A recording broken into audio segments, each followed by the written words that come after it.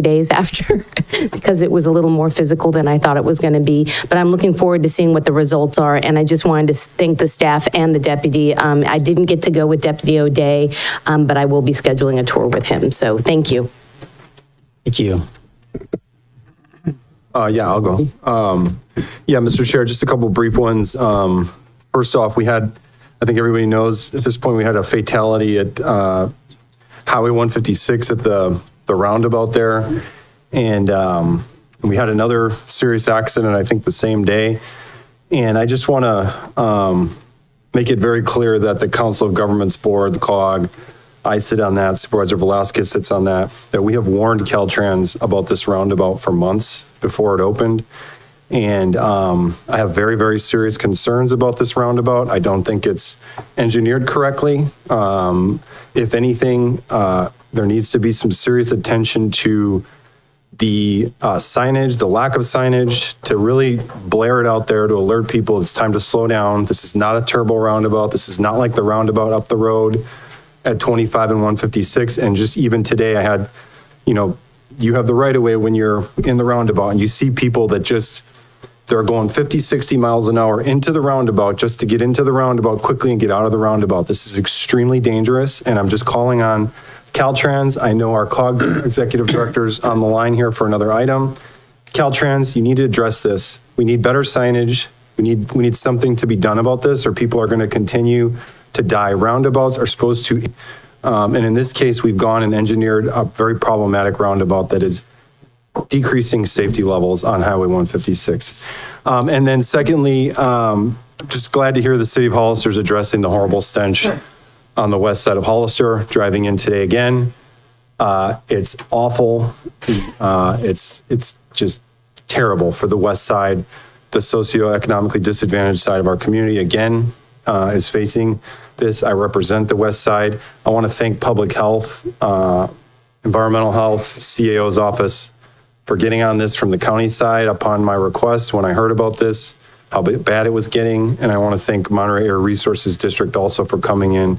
I also reported it to MBARD and they came in and they're addressing it from the odor side, but we can only do so much. And I just want to say again, thank you to the City of Hollister. That's got to get expedited and taken care of ASAP. Thank you. Thank you. Chris? Yeah, I just want to thank the residents along Lover's Lane for taking the time to meet with me last week to talk about some of the issues they're having there with the flooding and the roads. So we're going to be going back out later in the week or next week to meet with them again to kind of get a plan put together of what we can do to help them in that area. So thank you. Thank you. Okay, before we move on, County Council, I believe, had an announcement. Mr. Chair, members of the Board of Supervisors, we have an urgent item that needs to be added to today's agenda. It involves lifting a hiring freeze to authorize the Resource Management Agency Planning Division to hire a senior planner. This issue came to our attention after the posting of the agenda, and it is necessary that we move quickly in order to address some of the emergent issues in our planning department. So I ask that this board unanimously vote to add the item to the agenda. It will be added to the consent calendar unless a board member wishes to pull it. Thank you. Do we need to take a formal vote on that? Yes, sir. Okay. All right. So I guess we'll take a roll call. Make a motion to add it. Yeah, a motion. I'll move to that. You made the motion. Okay. Sorry. First and a second here. Roll call vote, please, for adding the item. Supervisor Zanger? Yes. Supervisor Velasquez? Yes. Supervisor Kosmicki? Yes. Supervisor Sotelo? Yes. Supervisor Curl? Yes. 5-0 vote, motion passes. Great. I'll be on the consent agenda now. Next, we have public comment, opportunity to address the board on items of interest not appearing on the agenda. Is there any public comment not on the agenda?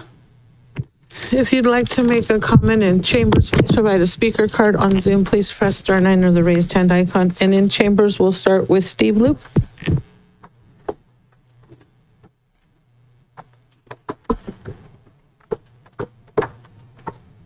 Thanks. All right, good morning, Chair, Board, members of the public.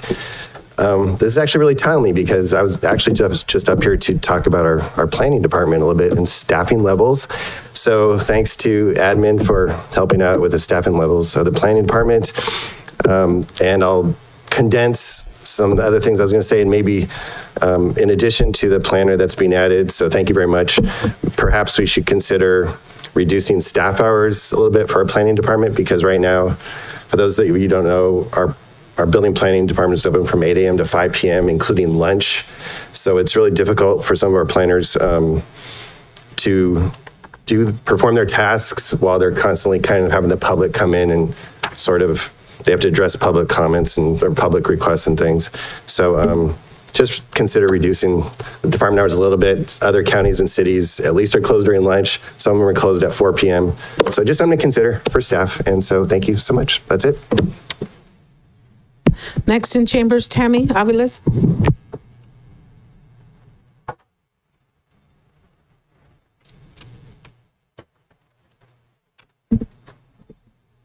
Good morning, Mr. Chair, Board.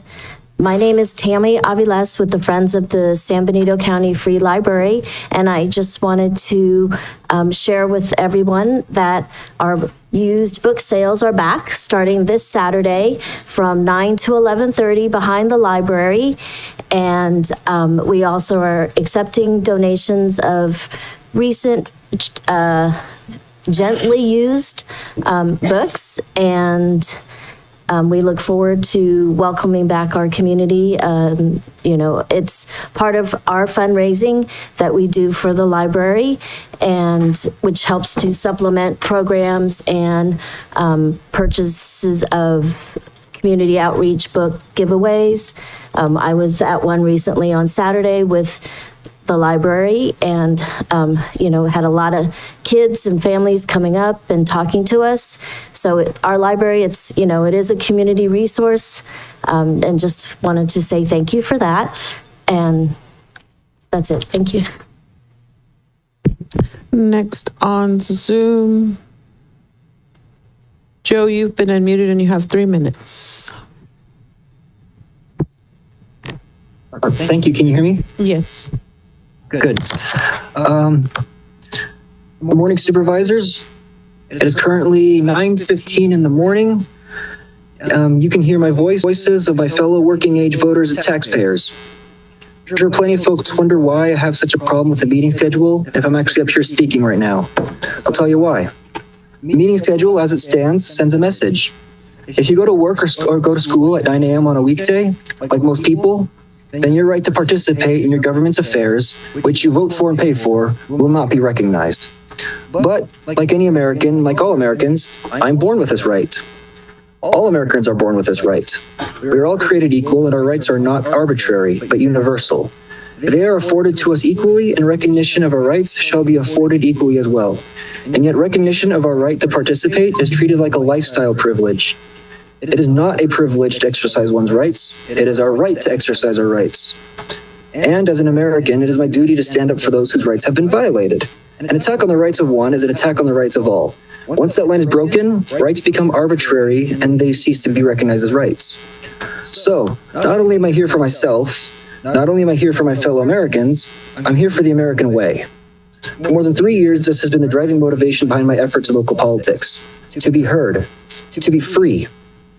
And now, with just 2 weeks remaining until the anticipated completion date, it looks as though we are on the verge of liberation. I'm very, very excited about that. And I will spread the news of our liberation far and wide. Those who make the choice to recognize the right of the people to public participation will be immortalized as combatants against corruption, as members of a noble few who chose to make the recognition of public empowerment a matter of public policy. But make no mistake, the names and actions of those who refuse to recognize the rights of the people, the workers, the taxpayers, the voters, will also be remembered. No matter which side you take, your actions will speak louder than anybody's words. We, the people, will care about your actions. We will not hear your words. We will not hear your reasons. We will see your vote. We will see your actions. That's all any of us will care about, is what you do. Never before in this county's history have we been so close to something like this. We are on the verge of making history, of ending a long injustice. for the first time in 150 years, the working class might actually be allowed to go attend the government they vote for and pay for. In addition to being a truly historic change on the county level, an evening and/or weekend meeting time would also make California state history. We would be a role model, a shining example for the rest of the state. We will give hope to working class Americans all over the state. Here and across the state, a new era of liberty and justice for all. A government of the people, by the people, for the people, we the people, shall begin. The warm glow of dawn Your casts time upon is us up. a new That's all era right. in the county's history. Joe, thank you. And I have one more in chambers. His name is Rob.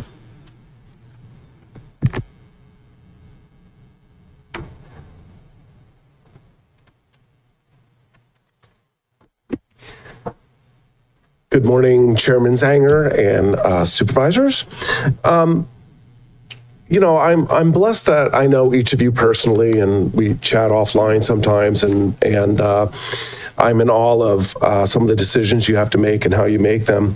But I'm just here to express a concern that in your agenda building, that something like item 1.7 can show up on a consent agenda that clearly is not non-controversial and is not routine. And without specifically addressing that issue, which I might do later on, we're on this island of San Benito County in Hollister.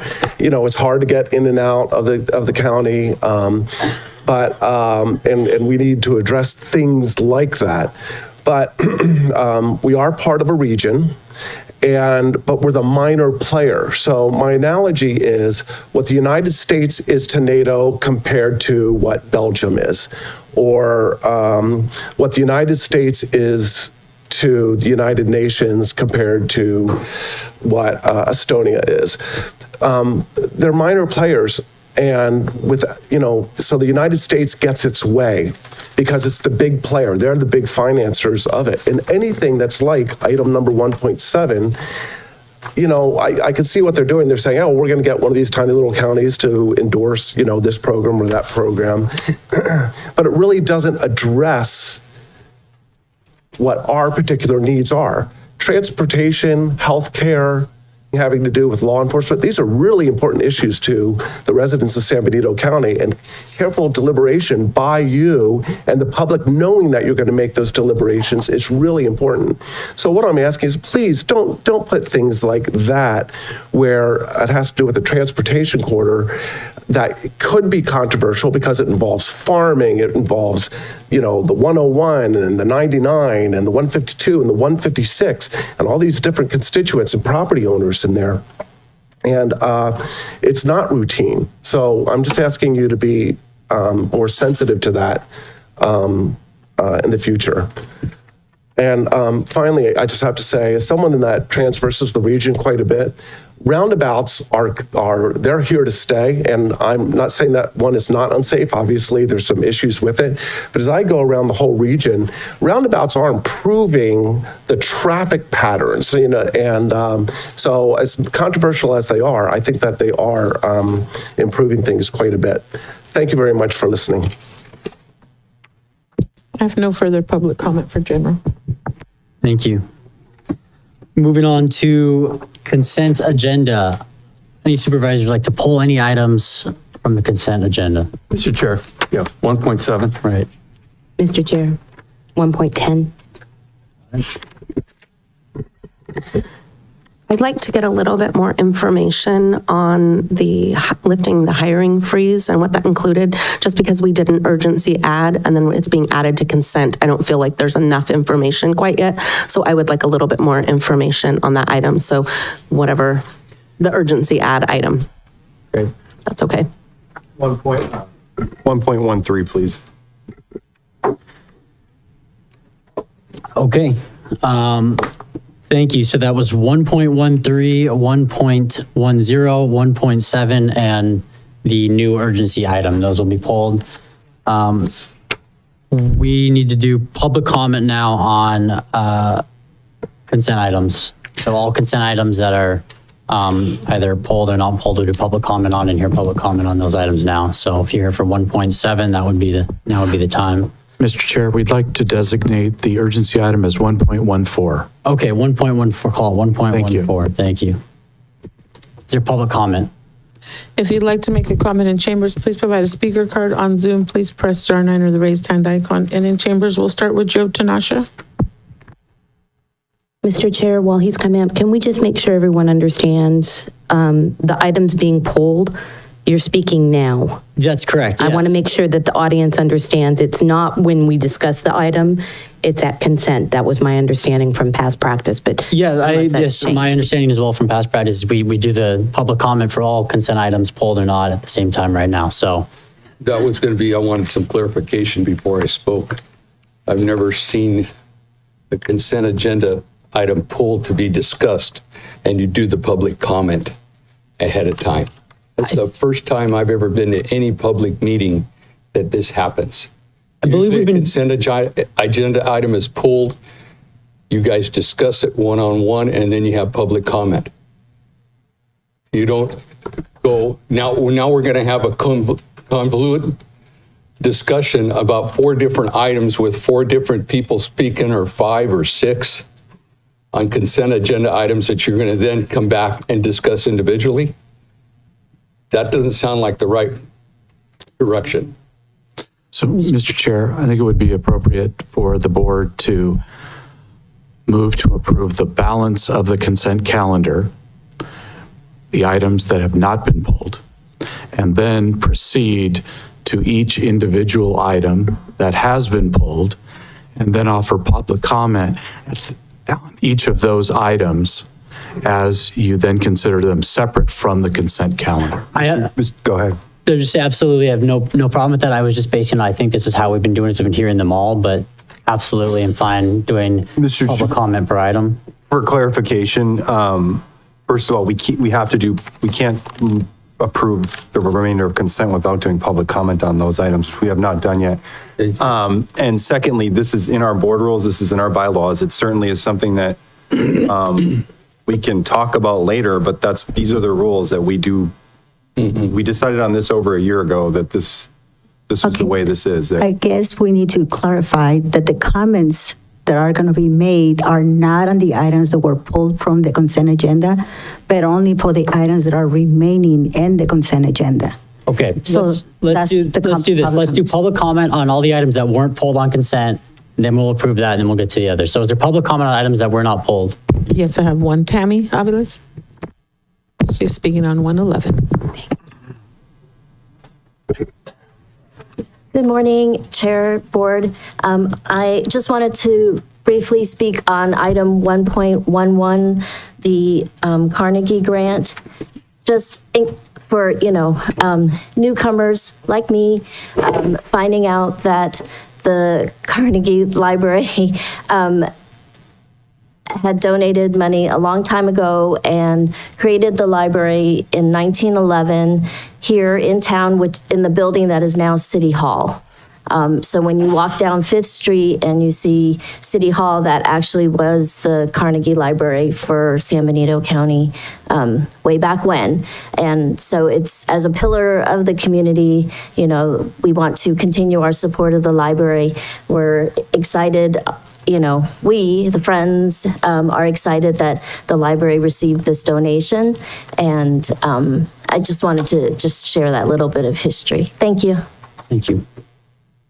Thank you. I have no other public comment. My other 2 are for 1.7. Okay, so is there a motion to approve the consent agenda with the exceptions of the items that were pulled? So moved. Is there a second? Second. First and second, roll call vote, please. Supervisor Zanger? Yes. Supervisor Velasquez? Yes. Supervisor Kozmicki? Yes. Supervisor Sotelo? Yes. Supervisor Curro? Yes. 5-0 vote, motion passes. Thank you. Now, for the items that were pulled, I will say that I believe it is in the rules that we do hear all the public comment on these items as a whole right now, as opposed to each individually.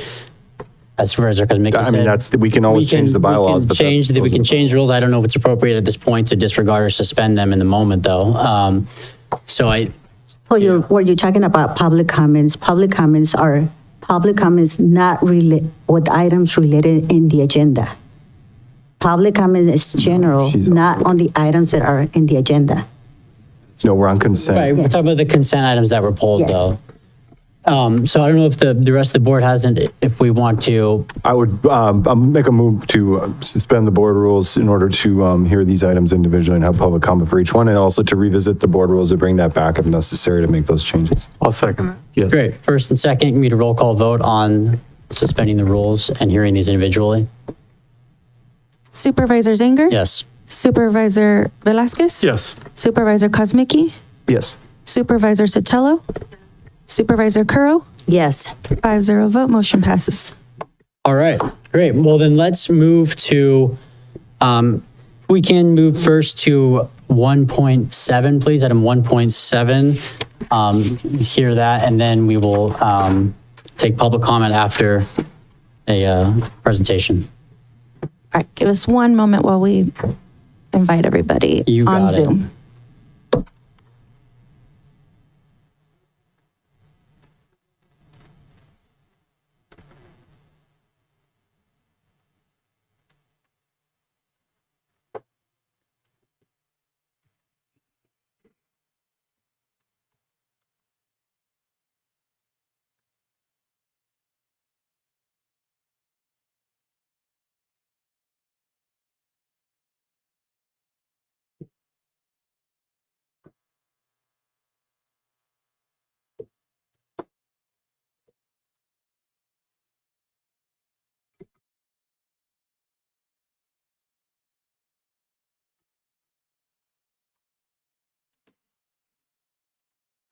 Chris, you can go ahead and unmute yourself. You go. Good morning. Hi, good morning. This is Benito Abraham. I'm the Executive Director of San Benito Council of Governments. I don't know if you can see me or not. No. Can you see me? Okay. Well, thank you for the opportunity anyway.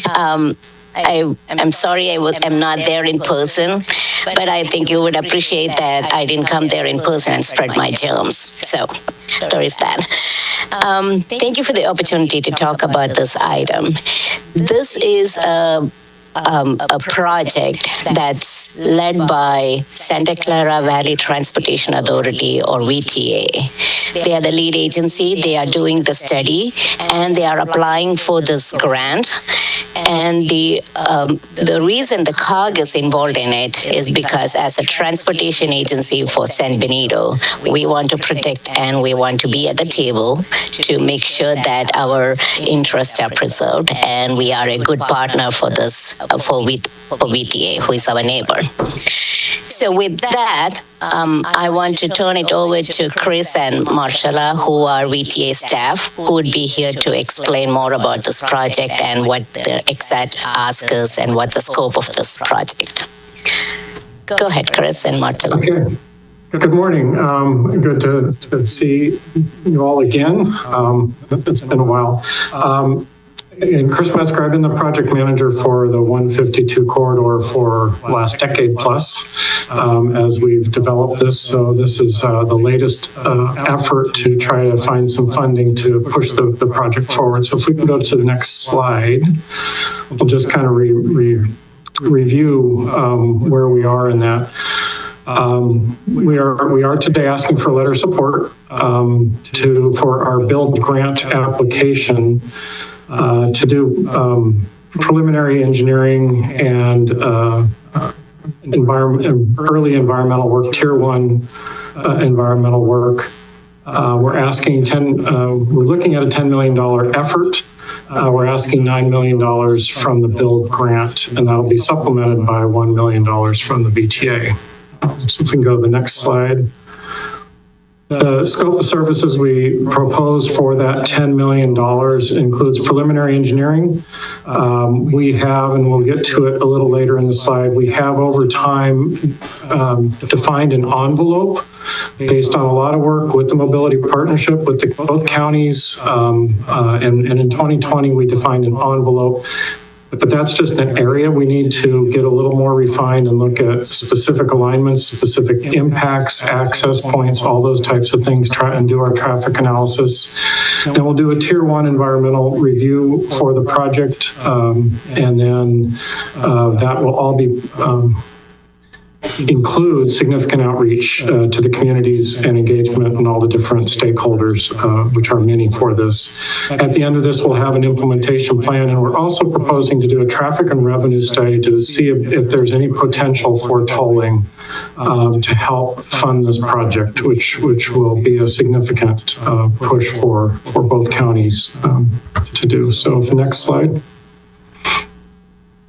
This just summarizes very quickly. I won't go through all this. The existing 152 there that we're looking to create a new route for is shown in the blue between Gilroy and really 156 is what we're focused on. Next slide. The history of this is we started traffic studies and identified the need to do something on this corridor even before 2010, but in 2010 we did some initial work. In 2015 we had a project study report approved for one alignment, again, which we'll see here in just a minute. And then in 2020, we did a little deeper dive with looking at a lot of different alternatives, a lot of different alignments, a lot of different pros and cons of places, and we came up with this envelope. So if we can go to the next slide. In that same time frame in 2020, we also approved overall purpose and needs for the project. I won't go through it all here, but you can see it deals with circulation, safety, connectivity, goods movement, and local business enhancement and support. So go to the next slide. This defines the envelope I was mentioning before. We looked at the 4 alternative alignments that you see there. Alignment 1 in the north is what was actually, the project study report was approved for that alignment. Alignment 4 is the furthest to the south. And then we had these other 2, and we said this is the right area. We had a list of objectives, did some analysis on that, came back to the mobility partnership, and that's what the mobility partnership agreed to, that was the right envelope for further studies. And now we're trying to do the further studies. So if we can go one more slide. These are the criteria in the application that we will be addressing. It is the 2026 build application. The categories are the same categories that we had for 2 previous grant applications under the RAISE program, for which we scored very high. We just weren't, we got to the final stage, but we just did not get selected for money. Obviously, some of the areas of focus have changed under these categories, and they still align very well with this project of trying to help freight and goods movement and get access to potential community development areas. And so with that, well, I guess there's one more slide to look at, which just summarizes. We're looking at a $1 million match from VTA and an overall $10 million project. So with that, I'll take any questions. Thank you. Did Benito want to have anything else to add before we move on to public comment and the board? No, I'm good with the presentation. Happy to answer any questions that you have, Bud. Okay, thank you. Now we will go to public comment on this item. If you'd like to make a comment in chambers, please provide a speaker card. On Zoom, please press *9 or the raised hand icon. And in chambers, we'll start with Joe Tanasha.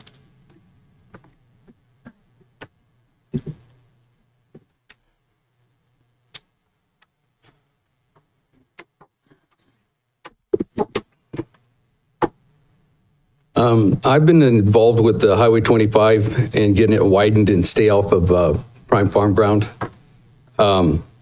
This is kind of interesting to me to see this on your agenda.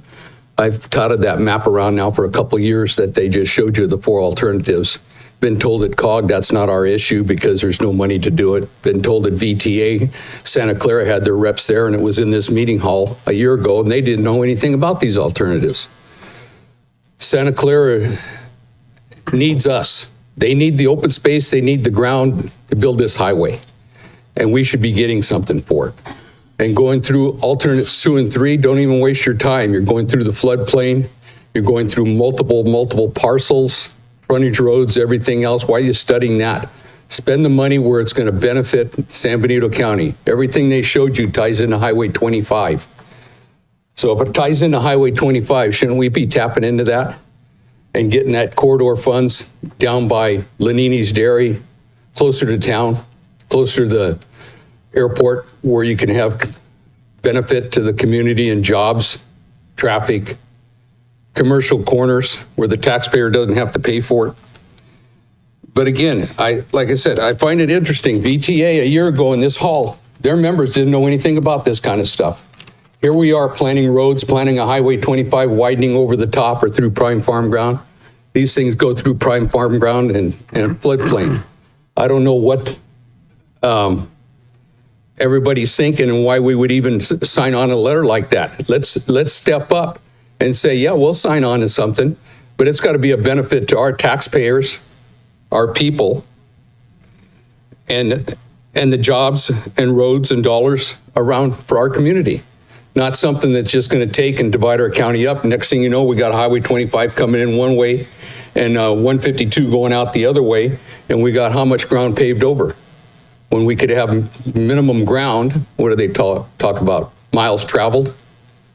We need to step up. There's a lot of other things I can say, but we need to be south of the alternate 3 across maybe 2 ownership parcels, 3 ownership parcels, tie into Highway 25.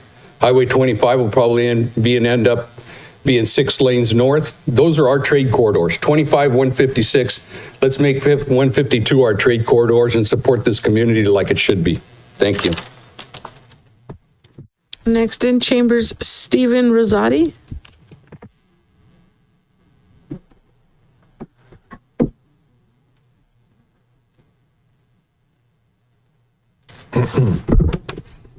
Good morning, Steve Rosati. I'm a county resident, and I want to be absolutely clear. I am not in opposition to the 152 realignment. I've been on record many times supporting it. What I am in opposition to is how this roadway could appear to be pushed forward in our county prematurely, really. What's happening right now, today, is not normal, not transparent, and not acceptable governance. I don't believe everybody on this council even is aware of today's letter. I could be wrong. Only a handful of elected officials throughout the county know the full scope of this project, and the rest of our elected officials do not. The public knows even less. And while it is early, when it acts as the first major action, it takes a life of its own and can cause problems down the road. Yet we already have a Board of Supervisors letter being considered for major funding for early studies for a project originating in another county that the public has never been formally shown or discussed in our county. Might be talked at COG, but the community in general is going to be shocked to hear this. And it's going to cause transportation problems with our projects because of the word trust. This is not the public process. This is decision making in the dark. The document that's been laid out to you by VTA throughout San Benito County has only been available since February of 2026, not 2025, 2026. And you folks are being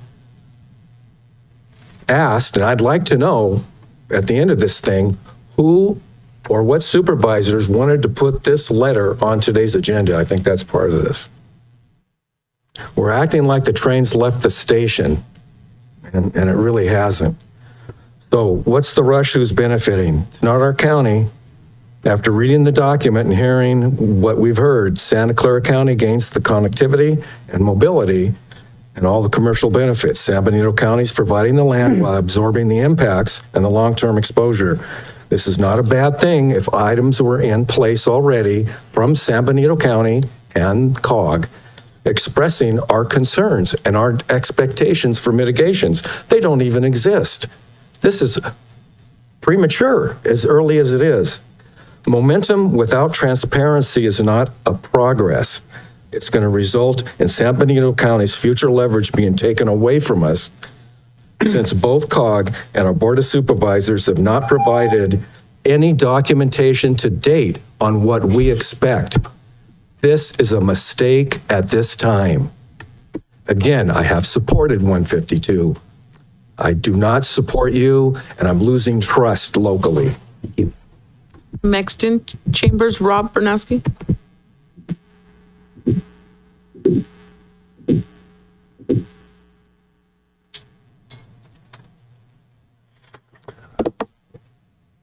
Good morning again. I want to echo Mr. Tanasha's comments. They were spot on. This is a big, big deal. And again, using my analogies from my public comment in general, we're such a minor player, and yet our big neighbor to the north seems to be using our remoteness and our tininess to their advantage. And what I'm asking, if you vote no on this, it's still going to march through the study regardless. But what I'm asking is not only don't sign the letter, but then send our own letter to Secretary Duffy and maybe the president with the comments that you're hearing here and yourself. A transportation corridor is really, really important, but we have to put San Benito County first, not as a tangential, well, it'll be nice for them or bad for them, because Santa Clara County and that trans district they don't really care about us, but we that live here care about San Benito County. And again, I'm going to reiterate, please send a letter to Secretary Duffy to say, don't move forward with this until our county is properly taken into an account. And I'm going to say to everybody who cares about this issue, look, you have the address, it's on the agenda packet, you can get it online, send your own letter to the Secretary of Transportation and protest any alignment that isn't well thought out, where San Benito County is not put first. So,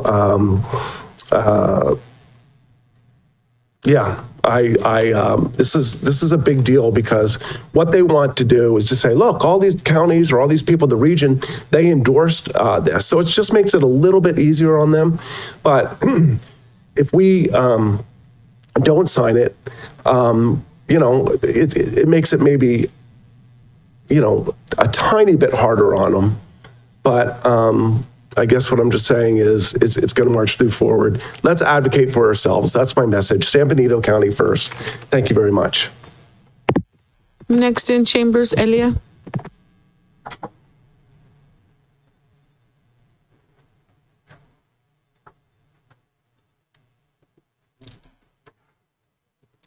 So, good morning, Chair and Supervisor. So, there was a great question that was asked, and is, how did this get on a consent agenda item? Is it because the individual who said it doesn't know the history of what's been going on? San Benito County is a corridor for Northern California, Southern California, East and West. We have millions and millions of trucks and cars that come through San Benito County. We're missing a lot of revenue because they're coming through. And then now this project needs to be, or this agenda item needs to be taken off the agenda, must be brought back for public comment and for discussion among the supervisors. I know that Supervisor Velasquez has been on the 25 for decades. He's been going to these meetings with COG and what's been going on. So of all of you sitting up there, I believe it's Supervisor Velasquez that has the most experience. And I would hope that Supervisor Velasquez is not in wanting to approve this letter. I think it's too early, specifically if this map is dated for February 2026. Or only, what are we, February the 10th today? How do you write a letter in support of something that affects San Benito County so much financially? They're going to come in, and what is going to happen? Santa Clara County is a huge, billions of dollars in Santa Clara County. We're lucky we have millions of dollars here in San Benito County. We have no money. But we do have a voice, and we do have a power, and maybe we only have a population of 65,000 people, but we do have a voice, and we need to be the squeaky wheel that gets heard, and you need to not just be reaching out to Secretary of Transportation Duffy. You need to be reaching out to also to our Congressman Zoe Lofgren, our Congressman also Leon. Jimmy Panetta. We need to be reaching out to Senator Leard, Senator Caballero, Robert Rivas. This is a decision that really affects San Benito County, and it's not a decision that needs to be and should not be made today. Again, please take it off the agenda, put it into a hearing so that you can actually have people come here and they are heard, because you have a small portion of people that came today because it's very important. But I have been to those meetings where the traffic is being discussed, where these projects are being discussed, and you have a lot of people, and I think you would have that as voice as well. Thank you. I have nobody on Zoom. He lowered his hand. Okay, that concludes public comment. Thank you. Comments from the board. Does anyone want to start? Comments? Supervisor Kosmicki? Mr. Chair, thank you. A couple things jumped out. I heard the word tolling, and I know that's not necessarily part of the letter and the concept of getting funding, but I have serious concerns when I hear tolling. I don't want our residents to be paying any kind of tolling when this is a regional corridor, trucks coming through. And so I do have concerns about that. I wonder whether maybe it's the fast track concept where you have the choice. I don't think that would be necessarily as problematic, but I wouldn't want to see an overall all-encompassing tolling. I think that's something that I would need to hash out before I can get behind the broader concept as well. The concerns that I have with the alternatives, I agree with some of the comments that we need to really flush out what makes the most sense for San Benito County when it comes to preventing the loss of farmland, preventing irresponsible ancillary growth that would inevitably come with some of the alternatives that are on there, including housing growth and commercial growth to the north, and promoting smart commercial growth near the city center. So, I do support the general concept of reconfiguring 125, but we do have to look out for our community here in this case. And what I would suggest is taking a step back, but also at the same time, I would consider sending a letter of opposition to VTA to some of these alternatives now. That some of these alternatives that are promoting irresponsible growth in our community. I don't have any decisions made. I'd like to hear from the public, but what jumps out to me is going as far south as we can to get that corridor coming through near the city center, as opposed to the north, losing farmland unnecessarily. So at this point, I can't support the letter. I would be open to supporting a letter of opposition. However, if there's a will to some of the alternatives on there. Thank you. Thank you. Yeah, I agree. And for me, this did kind of come out of thin air. I was very surprised to see it on our agenda and very surprised to see it on consent. I don't think an item like this should ever be put on consent. I've actually received quite a few phone calls from people very concerned about this. And I as well cannot support this right now. I'm a little bit surprised. I think VTA didn't really do their homework very well. I mean, they definitely didn't reach out to me. And I think this is a huge, huge impact on our county. And I think all of us should have been given that respect of having a call from VTA, not just hearing about it in this presentation. I just think there should have been so much more discussion. I don't know at the COG level if you guys have been discussing it or not, but it's just, again, I think we should have had a lot more conversation around this. I would have loved to have seen us do a little bit more public outreach.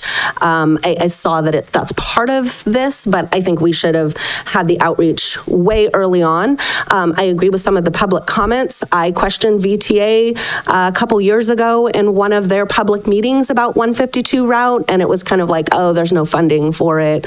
It's not going to come to fruition. That's, and here we are a couple years down the road. And I think that we have got to make decisions that benefit San Benito County. We cannot sell ourselves short. We need something out of this. We need to make this work for San Benito. I do not want to pave over prime farm ground. That makes no sense. So I agree with Supervisor Kosmicki. I agree with sending the letter of opposition to VTA. However, I do think we need to take it further than that. They are the big dog in this. I don't think this matters a whole lot, what we have to say. And so I think that we should be sending a letter as well to the Transportation Secretary and hit it a little more aggressively. I'm afraid that if we just do the VTA route, it's going to go through. I think we need to make our position heard very loud and very clear that we stand with our residents and we are not going to be pushed around in this. So thank you very much. Thank you. Before we continue, I'll just say really quickly, this did come at the request of COG, the letter of support for the grant money, and I'll take the mea culpa on putting on consent. It was a couple weeks ago, and I was planning to pull it anyway after I got more into it. So my apologies on that. I was planning to pull it either way, just for the record, but continue now with the rest of the board. Mr. Chair. I also was shocked to see it on the agenda. Being someone that was on Mobility Partnership in 2023 and now currently on Mobility Partnership from last year, we brought this topic up at the beginning of 2023. What is happening with this? And like Supervisor Sotelo said, there's no funding for it. Where my biggest concern is, just because a decision was made in 2020 about where this envelope would be does not mean it's where our community stands right now with preserving ag land, ensuring that our traffic concerns are being addressed. The first thing I said in 2023 is, this is ludicrous. You're going to take 152 traffic, you're going to bring it down to 25. You're going to have 25 and 152 traffic coming down that corridor and not have a flyover. That's ridiculous. This is a safety improvement at 101 and 25. It is not a flyover. And anybody that thinks it's a flyover right now, it's not. It's a safety improvement. Everything with transportation is a safety improvement, not what's really needed. I brought this up back then. They did a short presentation on the history, and then it kind of dropped again. And so now, here we are. Mobility Partnership's November meeting of 2025 was canceled. We haven't met at Mobility Partnership since August of 2025, and this was not a topic in that meeting. We have a meeting next week on the 18th with Mobility Partnership, and I think we need to have even stronger voice, and currently, Supervisor Velasquez is the chair. It's going to probably change, but this last year you were the chairs of Mobility Partnership.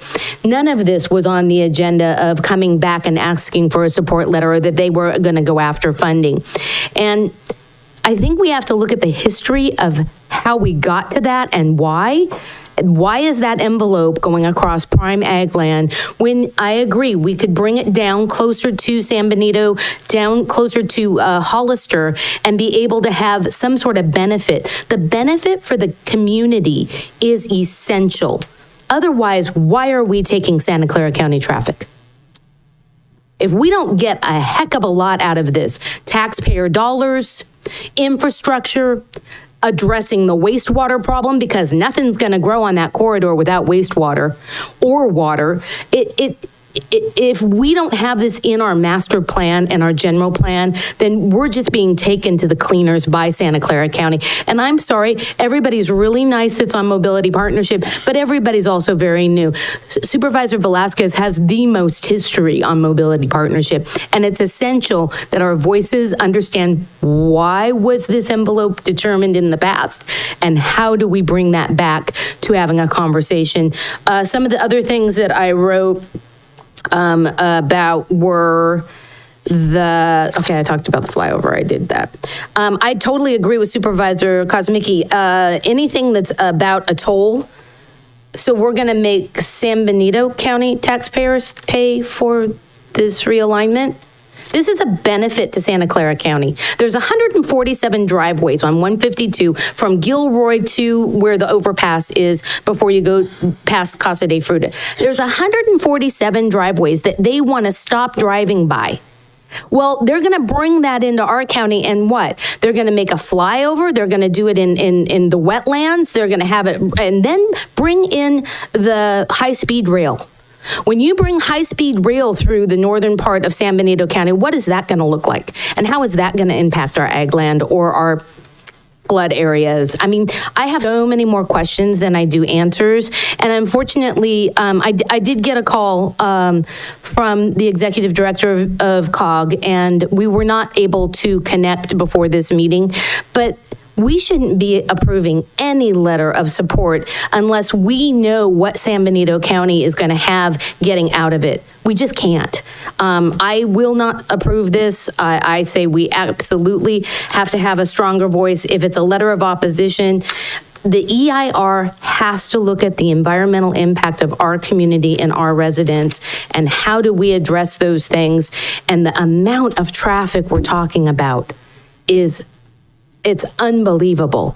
Think about a Friday when you're driving down 101 and you're trying to get to Highway 25, and you can't get there because everybody's getting off on 152 to go over to I-5. And then you take all that 25 traffic and you combine it together. We're making a disaster for our community. And if we aren't having really loud voices about it, we're just letting it happen. So I'm completely against this, and I'm absolutely appalled that it was on consent. Okay, so let me start with my experience on this. You're right, I've been dealing with VTA and Mobility Partnership for over 10 years. This discussion has been around for quite a while. I know there was presentations done at the city level. I guess maybe it wasn't ever to the county through COG, talking about all these different alternatives, what's going to happen in the future, should it happen in the future. VTA has a problem, that's 152. We all know that issue, it's extremely congested. They can't expand on that side. They want to come through San Benito County, but the question is always at what cost to our community. When these conversations first started, we talked about how we have the impacts already at 101.25 and how dangerous it is in that area. VTA actually, because of Mobility Partnership, paid for that new interchange we're seeing now. It is not a flyover. This project, when they talk about this project, the conversation is a flyover. That's a $300 million project. That'd be a flyover from 101 to 25. The question is, where is the correct placement if we're going to do this, or why should we do it? Absolutely against 1, 2, 4 was rejected because of issues near the airport for clearances. I agree with Mr. Tosh. It should be, if we're doing something like this, it should be south of 3. Because the point when we had this discussion was, how in the world does it benefit our community? And the question was, if there's traffic, how's it funnel through, and how do we make it a benefit? And that was an industrial area expanding north of the current airport, meeting to this area here, if that were going to move forward. That's really the question. If we want to do this, do we want to move further south from alignment 3 and continue on the idea of some of that area being the industrial commercial zone. If not, there is no point in it. And that's what we have to look at as a community. I thought some of these conversations were, I know they were presented to the city before, so I thought maybe here at the county. I think it's early. I know our partners in Santa Clara County want to see it even further north. So I think there's a lot of conversation that need to happen here to make sure we're all on the same path that makes something that makes sense. I also know the VTA now is already planning on adding an additional lane on 101 from Cochrane all the way down to Highway 25. So they are doing their part in trying to reduce traffic and also punch through to Santa Teresa off of 25. This, I agree, we need to have more conversations because there's no way I can see it to the north of Shore Road. And quite frankly, alignment 3 is not south enough. Again, there's issues with the airport. I want to hear more information or other alternatives before we go down the path. And as far as, is this project going to happen anytime soon? No. If this happens, we're probably looking at 20, 30 plus years at the earliest. But I think it's important that we do have a say in what we want, what we're looking for as far as future industrial. People talk about jobs. That airport, I say this over and over and over again, that airport area is key to our community. It's not sprawling out all over this county. That's not going to do us any good. The services, the infrastructure are already in the area. So we need to focus on how we want to expand, to what areas do we want to expand for commercial industrial so we can make sense of the future of this community.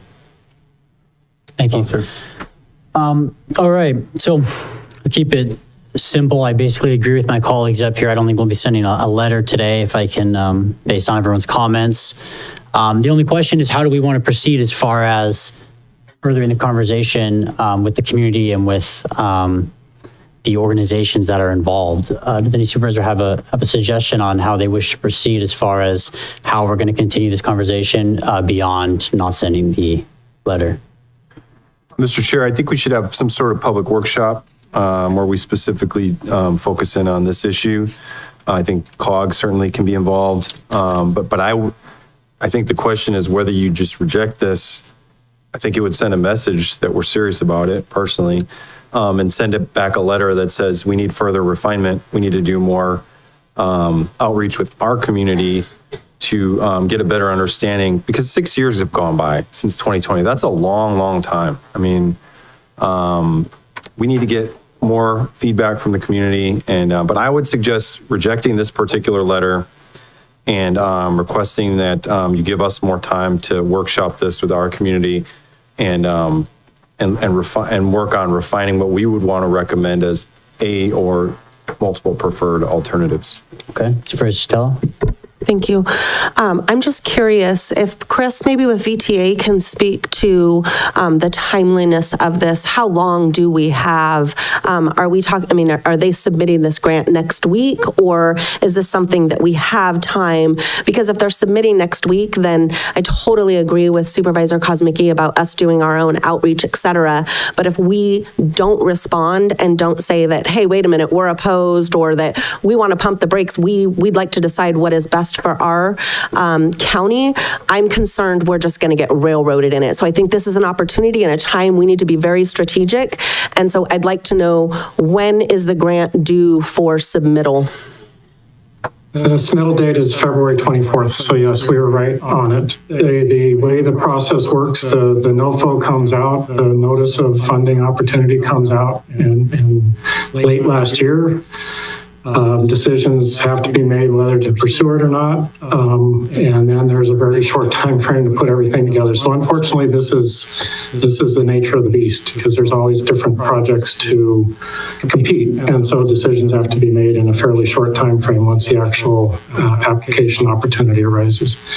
I will say that there is nothing set in stone. The purpose of this money is to study and to outreach and to decide. It is not to go forward with any particular thing. What I presented was what decisions and what was done in the past. Without this money, we have not had any opportunity to go out to the public. We have not had any opportunity to pursue any other work. We've been stalled because we have no money. So this is just, we are trying to get money to study. This is what we're trying to do. Yeah.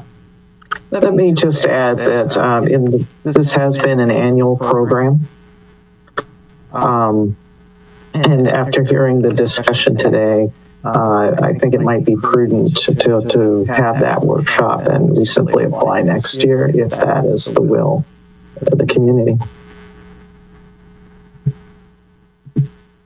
Anything else? Thank you. I'm sorry, who was just the speaker right now? I'm sorry, Marcella Renzi, VTA. Okay, thank you. Yeah, thank you. I appreciate that sentiment. But I think that we need to decide as a board how we're going to proceed. And so being that the timeline is February 24th, I think we need to reject this. And if the grant is going to be submitted anyways, I think we do need to send a letter of opposition, not just to VTA, but to the Department of Transportation. If they're going to hold off, then I think we aggressively have some public community outreach meetings. And I will say, like, I get that you didn't have funding, but to me, it doesn't take a lot to do community outreach and to have some of these meetings. So for me, that's not really an excuse. I think there has to be communication. This is a huge impact to our community. And so I would hope that in the future, we do a better job rather than just saying we didn't have funding for outreach. Thank you. Thank you. Supervisor Sotelo, or I'm sorry, Curl. Thank you, Carol. I understand getting funding to do the study is very important. We need the funding to be able to determine what is the right path. But I don't feel like when this agenda item was presented to us, that's where we were going. If that's where we're going, then we shouldn't be showing an envelope corridor that's saying this is the area we're going to study. It should be that we're going to study all of the impacts from the first option all the way to the fourth option. And then it should be documented why we can't do certain options. So the history is documented for the public. And that's what should be presented. What I would have expected in order for me to approve supporting of this letter, which I really want to support because we need to do the study. We don't want to lose out on a funding source when we don't have the staff to do a town hall. We don't have the staff or the money or resources to actually engage with the community the way VTA can or the way Caltrans can. But if it was presented to us that we have an opportunity for grant funding to go back and relook at the envelope corridor and how these options could be better implemented, then that's something I could have gotten behind. But unfortunately, I feel like the community that called me, my initial reaction as a board member was like, how is this happening? And how are we so disconnected from where VTA is and where Caltrans is on what they're trying to do? So to me, it's a lot more communication. The trust factor was mentioned. I have a really hard time trusting that the best interests of San Benito County are being looked at instead of the best interests of the most wealthy county in the nation. I can't say it any other way. Been there, lived there, I get it. There's a lot of power in that county. We are nothing to them in the sense that we have the smallest voice, but we're giving up the biggest thing. We're giving up our land, our traffic, our time with our families. the amount of commute time that we have. It was just published. I believe we're the third longest commute in, I don't think it's just California. I thought it was bigger than California, but it could have been third longest commute time.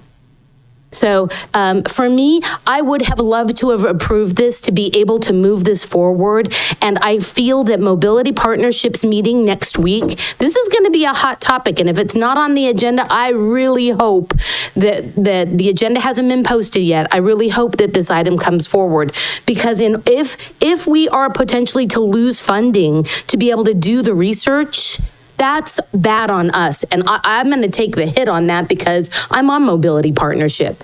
But how did I not know, when we haven't talked about it at Mobility Partnership, to bring it forward to give an update that funding was coming available? And if it came at the end of 2025, then Mobility Partnership should have thought about having a special meeting to inform us so we could bring this forward instead of a week before the meeting with Mobility Partnership. I'm super frustrated, and I hope VTA, Caltrans, I hope you guys understand this is not anything against all the hard work that you guys have done, because you guys work in tremendous stressful situations and you never can make everybody happy. But this is a time bomb that's going to go off in this community when they find out that there's a highway coming down and we can't even get Highway 25 expanded. So my recommendation is that we should be having this conversation and an agenda item request for the meeting next week with Mobility Partnership, that we express our desire to support funding for a study, but we have to ensure that we are not giving up any of our rights in where this potential location could be. Okay. Theo. Good morning. So I have a question for BTA in regards to the funding that they are applying, or whether or not that funding is only available for construction, or if portion of the funding can be used for planning. And planning includes outreach to the community, doing all the workshops, and a preliminary engineering report that identifies options that they can move forward, but not to approve any construction project. So if the answer is yes, I will recommend to potentially approve a portion of the funding just for planning, not for construction, and to bring options to the board and to the public about what are the options that they have for improvements on the roads. It can be one or two different routes, but I'm not sure if that funding allows planning activities. Well, I just want to say, I think it's important to remember what Supervisor Velasquez mentioned, and that this is probably decades away. I think if we wait another year for more, if it's annual funding, I think it's worth just taking the time to slow down and do it right. This is not going to happen anytime soon either way, so I think we should keep that in mind. And I believe the funding they said would be used for outreach and planning and whatnot, but even still, I don't believe personally that it would be in our best interest at the moment to approve the letter. So if anyone... Benito has her hand up. Okay, sure, Benito, go ahead. Thank you, Chair. I'm really sorry. My camera is not working, but I hope you can hear me clearly. Yes. Okay, thank you. So a couple of things. I really appreciate the rich discussion that just happened at the dais. Really appreciate, because this is something I was not here in 2020 or 21 when some of these decisions were made. So to hear that and to understand where the thought process and the interest of the county is really important. But before I go into more details, I just want to clarify something. Marcella and Chris just said that this is, as you mentioned, Chair, this is a yearly grant application opportunity. So they will, if it is not aligned with San Benito County's interest this year, they would bring back this discussion next year. And prior to that, COG will ensure that we have some kind of workshop and we have some kind of conversation at all levels so that next time, by the time this comes back, every one of you feel empowered and they know about this project and what's the direction and what's the interest of both San Benito County and Santa Clara County.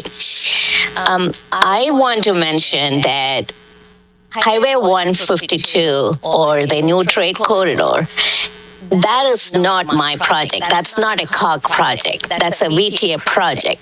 But COG is here to protect and preserve the interest of San Benito. And that is something I'm 100% understand, and that's something 100% promise to do. So you will not be asked to make any decision, given what I heard today, that is not in the interest of San Benito, and without COG's input. We will definitely bring you our input and our recommendation before you are asked to make a decision next year about this. Another thing I want to mention is Mobility Partnership has been the place where this discussion had been happening for a while. And for the February Mobility Partnership, this is definitely on the agenda. The timing of it is just a little skewed because the grant opportunity came in right before the mobility partnership work, but this is part of the agenda. We are working on finalizing the agenda and posting, and this is a conversation that's happening there. On the mobility partnership, you have representatives from the county, you have representatives from the city of Hollister, and from COG. So there are 3 representatives that are on mobility partnership, and we will have a rich discussion, and we will make sure that the interest of every agency that's in San Benito is understood and heard. So again, it's not a position that San Benito COG is taking. We don't have a position. We are here to help you get factual information and give you a good recommendation. But from what I understood and heard today, and VTA, if you can agree, that would be great. This grant will not be submitted this year, but we will make sure we do all our due diligence before the grant opportunity to apply for this grant opportunity next year. Thank you. Thank you. I think we're pretty much in agreement here. Does any supervisor want to make a motion? Yeah, I'll make a motion, Mr. Chair, that we reject the letter as presented, communicate back to VTA and USDOT that while we're not against the concept of the trade corridor, we have concerns about the project envelope and are not necessarily supportive of the alternatives as presented without further public outreach. And secondly, to initiate conversations about planning a workshop to further engage with our community and VTA about preferred alternatives, and request that that VTA do not submit an grant application if this particular corridor envelope, project envelope, is included in the application. If there's a way to exclude the project envelope so that it's very clear that San Benito County is not necessarily supportive of the alternatives as presented, I personally would not be against allowing them to submit a grant. But as long as these alternatives are within the grant, I can't support it. But my motion would be part 1, reject as presented, communicate back to VTA and USDOT, initiate conversations about planning a workshop. And then for me, I'm open to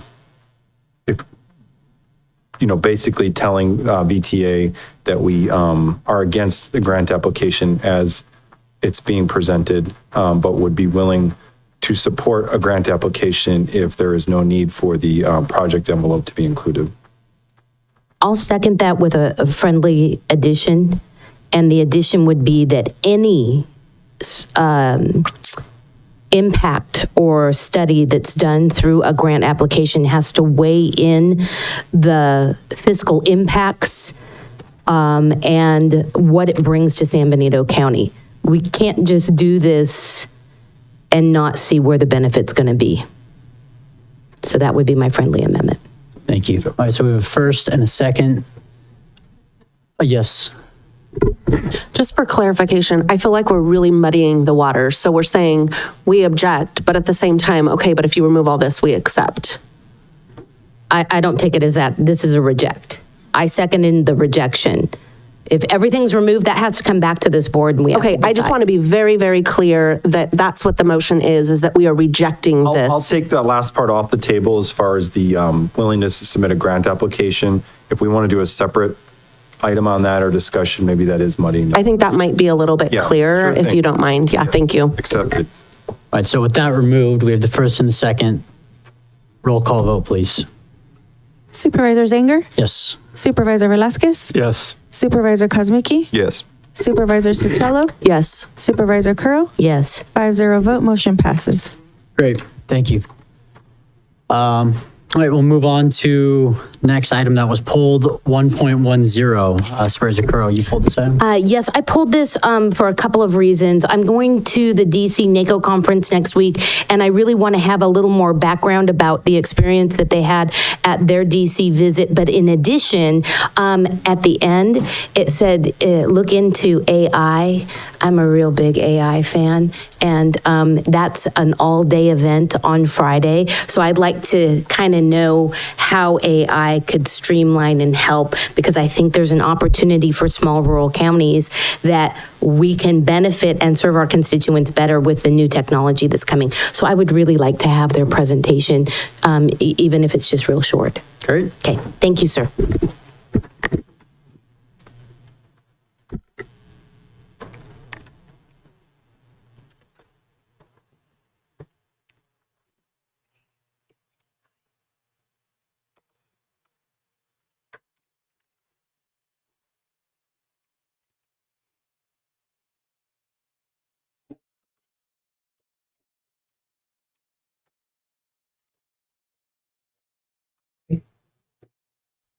Good morning, Chair and Board of Supervisors.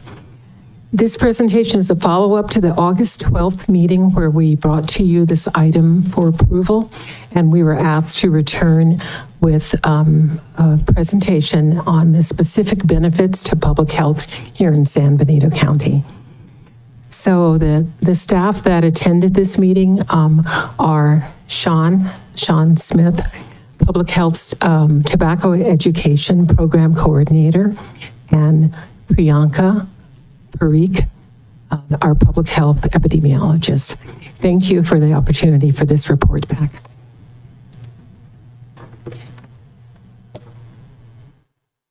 Great. Thank you, Dr. Scott. Thank you, supervisors, for the opportunity to speak this morning. Really excited to report back on the experience at APHA. APHA is regarded as the leading forum for public health professionals across the globe to come together, exchange information, and exchange research. We learned a lot of valuable information. We made a lot of valuable connections that we're hoping we can bring back to the residents of San Benito County. The research that we presented at the conference had to do with adolescent awareness and attitudes of oral nicotine pouches that my team and I conducted in early 2025. For context, nicotine pouches, it's a newer product. It is synthetic lab-created nicotine in powder form put into pouches. And users put this between the cheek and the gum to suck on it, which releases nicotine into the gums and then into the bloodstreams. Research has found that this is extremely popular with adolescents because it's marketed as tobacco-free, as well as due to its discreet nature. We surveyed 2 local middle schools and 2 local high schools, and we found that more than 5% of students have used nicotine pouches. This is significantly higher than the national average. National average is 1.8. We're currently sitting at 1.5. And so contributing this research to APHA allowed San Benito County to be on the national stage and contribute to this national trend and this conversation. But going to this conference was more than just sharing numbers. It provided the ground to connect with other health professionals. It allowed the opportunity to, again, participate in this conversation to see what other public health departments are doing on this trend, their strategies around this, so that way we're not reinventing the wheel. We learn from what they have initiated in their localities, and then we can bring it back to San Benito County. And this was just an amazing opportunity. We were connected with different directors of tobacco substance use journals to possibly allow our research to be published. Some of the research that I also connected with researchers on was vaping initiation and related youth use behaviors. Researchers in South Carolina analyzed national data and found that 10% of middle school students in the United States had initiated electronic vaping or e-cigarettes. And this is very important because this is a trend we're seeing locally as well, with the high schools reporting a high use of students vaping as well as nicotine pouches. Students who vaped were more significantly likely to have tried cigarettes, marijuana, or have misused prescription medications. What this shows is that vaping is strongly associated with other substance use behaviors and in a sense acts as a gateway drug. And so learning from that information, bringing it back to San Benito County, we now know that youths who vape are at higher risk for other substance use and helps us target prevention efforts going into schools, making connections with those school administrators to bring in presentations to educate the youth, as well as to focus on early intervention in middle schools. Researchers from Nebraska studied susceptibility to e-cigarettes and cigarette use among U.S. adolescents, and they found that there are certain traits for higher risk for susceptibility, including being female, low parental monitoring, lower socioeconomic status, exposure to family tobacco use, and less supportive school environments. And so it shows that school social determinants and school support really play a big role in whether they use these substances or not, helping us develop community and school-based interventions to go into the community, to do outreach, to go into the schools, to do more outreach. Finally, a study conducted by researchers in Illinois conducted a state research survey and found that frequent exposure to e-cigarette content on social media was strongly associated with higher odds of ever using these vapes or these e-cigarettes, which is significant to us because now we know we can really educate parents, we can educate educators on marketing of these substances to youth. So in an age of TikTok and Instagram and Facebook, they are just flooded, overwhelmed with all these ads. And so now we can educate the public on, misconceptions on how to combat these, on how to have conversations with their kids to hopefully prevent this use. Okay. So I attended a lot of sessions on epidemiology, advancing biostatistical methods, and using AI in healthcare. And this slide is divided into three main parts. So first is I'll go through the brief overview of what the presentation was, followed by the growth ideas I recognized for San Benito County and our action plan. So the first session that I went to was on cancer epidemiology, and this study was done in Northeast Ohio. So they used advanced methods to understand the cancer burden in their communities. So while I was in this presentation, I realized we do not have reliable cancer data, and most of our state data gets suppressed due to smaller population. So our action plan is to get the state data from the California registry and use similar statistical methods to understand our cancer burden. The next study that I went to was an MPOX study, which was done in Shelby County in Tennessee. So they used survival and regression analysis to understand their the vaccine status. So I plan on implementing similar methods for our Mycoplasma pneumoniae cases.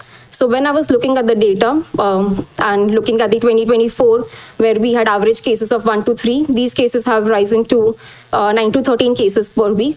So I plan to, and we are already collaborating with the Hazel Hawkins Hospital to get the patient data. And we plan to conduct similar study to understand this increase in cases. This was one of the most amazing presentations that I went to, which was leveraging AI in healthcare.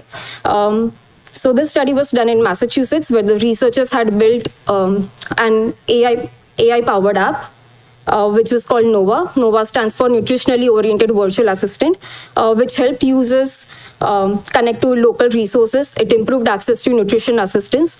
And inspired by NOVA, I'm currently building a mobile health app for San Benito County, but my focus is on immunization.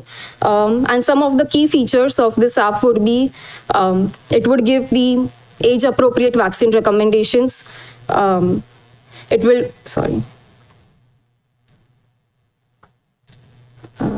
give me a minute. So it will give the age-appropriate vaccine recommendation. It would also give a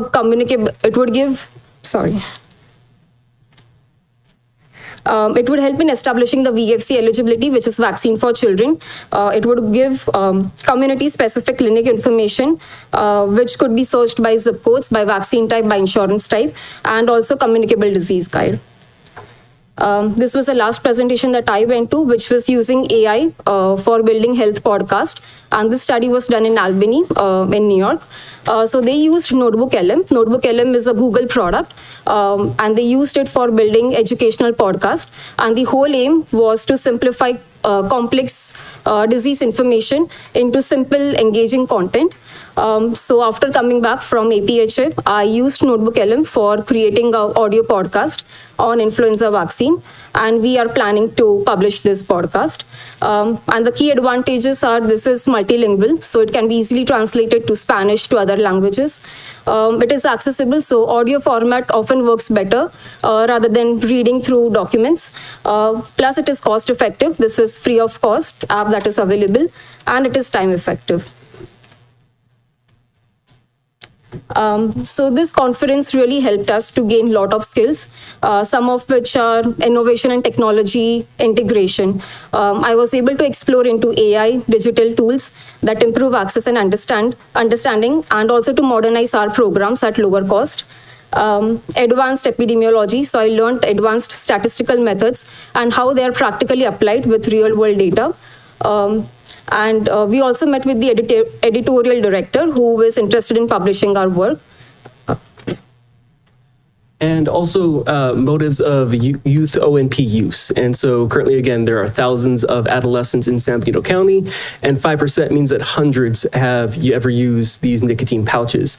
And so I was able to gain valuable insights from other public health agencies along with what they're doing to combat this issue, as well as establish communications on tobacco prevention, just what other public health agencies have done in our position and how we can adapt that to our local tobacco education program, hopefully to increase youth engagement and participation in our coalitions and programs. And with that, thank you. Thank you. Thank you very much. Thank you. Thank you very much. Let's go to public comment. If you'd like to make a comment in chambers, please provide a speaker card. On Zoom, please press *9 or the raised hand icon. And I have no public comment on this item. Thank you. Supervisor Crow. I just have one, I want to make sure that the public is fully aware. I believe you said 1.8 and then you said 1.5, but in your chart it was 5.5 on these pouches. This is a huge step backwards in the prevention of gum cancer. I come from a very small logging town. Chewing tobacco was a part of life. If we're at 1.8 nationally on these, and this county is at 5.5, that's the 3 times where we are in the nation. That's an area we really need to address and do some serious outreach and education with our schools and our parents. Because just because it says tobacco free, and being someone that has lost family members to cancer over and over, that does not mean it doesn't have nicotine, which is the cause of cancer. So I'm not an expert in any of this area. All I know is when I went through the power presentation, I was just shocked at how high our rate of usage was. So thank you so much for the presentation and the report back. I will be going through the video. I may reach out to you before I leave next week, okay? Thank you. I just want to say thank you. You came to us, I remember asking for the ability to go travel for this conference, and at the time we were cutting back travel expenses, and you made a good case about what you were going to do at the conference, and you did it.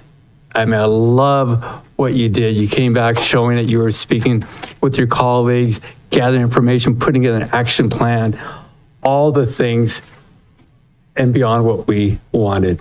And I think you guys have set a new standard, and I absolutely love what you did. I just can't thank your entire team for really showing how those going to conferences should come back and inform the public, inform the board, and also put that plan together so it makes sense of it all. And just really, thank you so much. Yeah, Mr. Chair. Oh, Supervisor Chatel. Oh, I'm sorry. Oh, I thought we were just going down line. My fault. Go for it. Yeah, sorry about that. We normally just go back and forth. Yeah, just echo what Supervisor Velasquez said. This was clearly a worthwhile expenditure, and that's why we, do this whole process now. And so thank you for going through this and providing us this. This is a really important issue in our community, being a rural community. There aren't a ton of things for young people to do here. We know that there's statistically, the stats show that we do have a tobacco problem here. So well worth the money.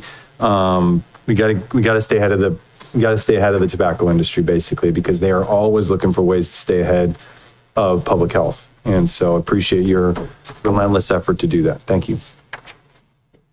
Thank you. Supervisor Curro, first of all, thank you for pulling this item. What an opportunity for us to be able to hear from you guys today. I think you guys are kind of like the silent heroes, right? You're doing so much work that we often don't get to hear about.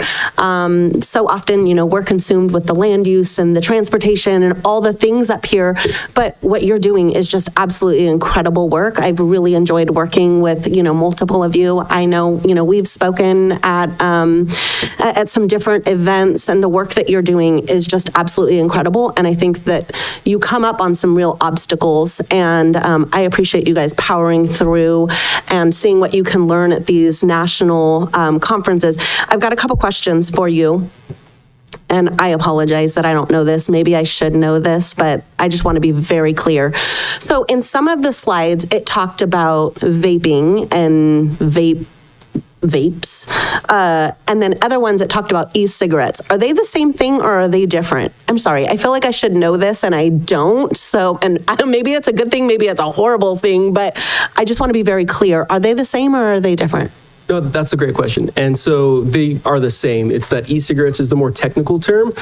While vape, it's developed more as a slang, but everyone has adopted it across public health officials.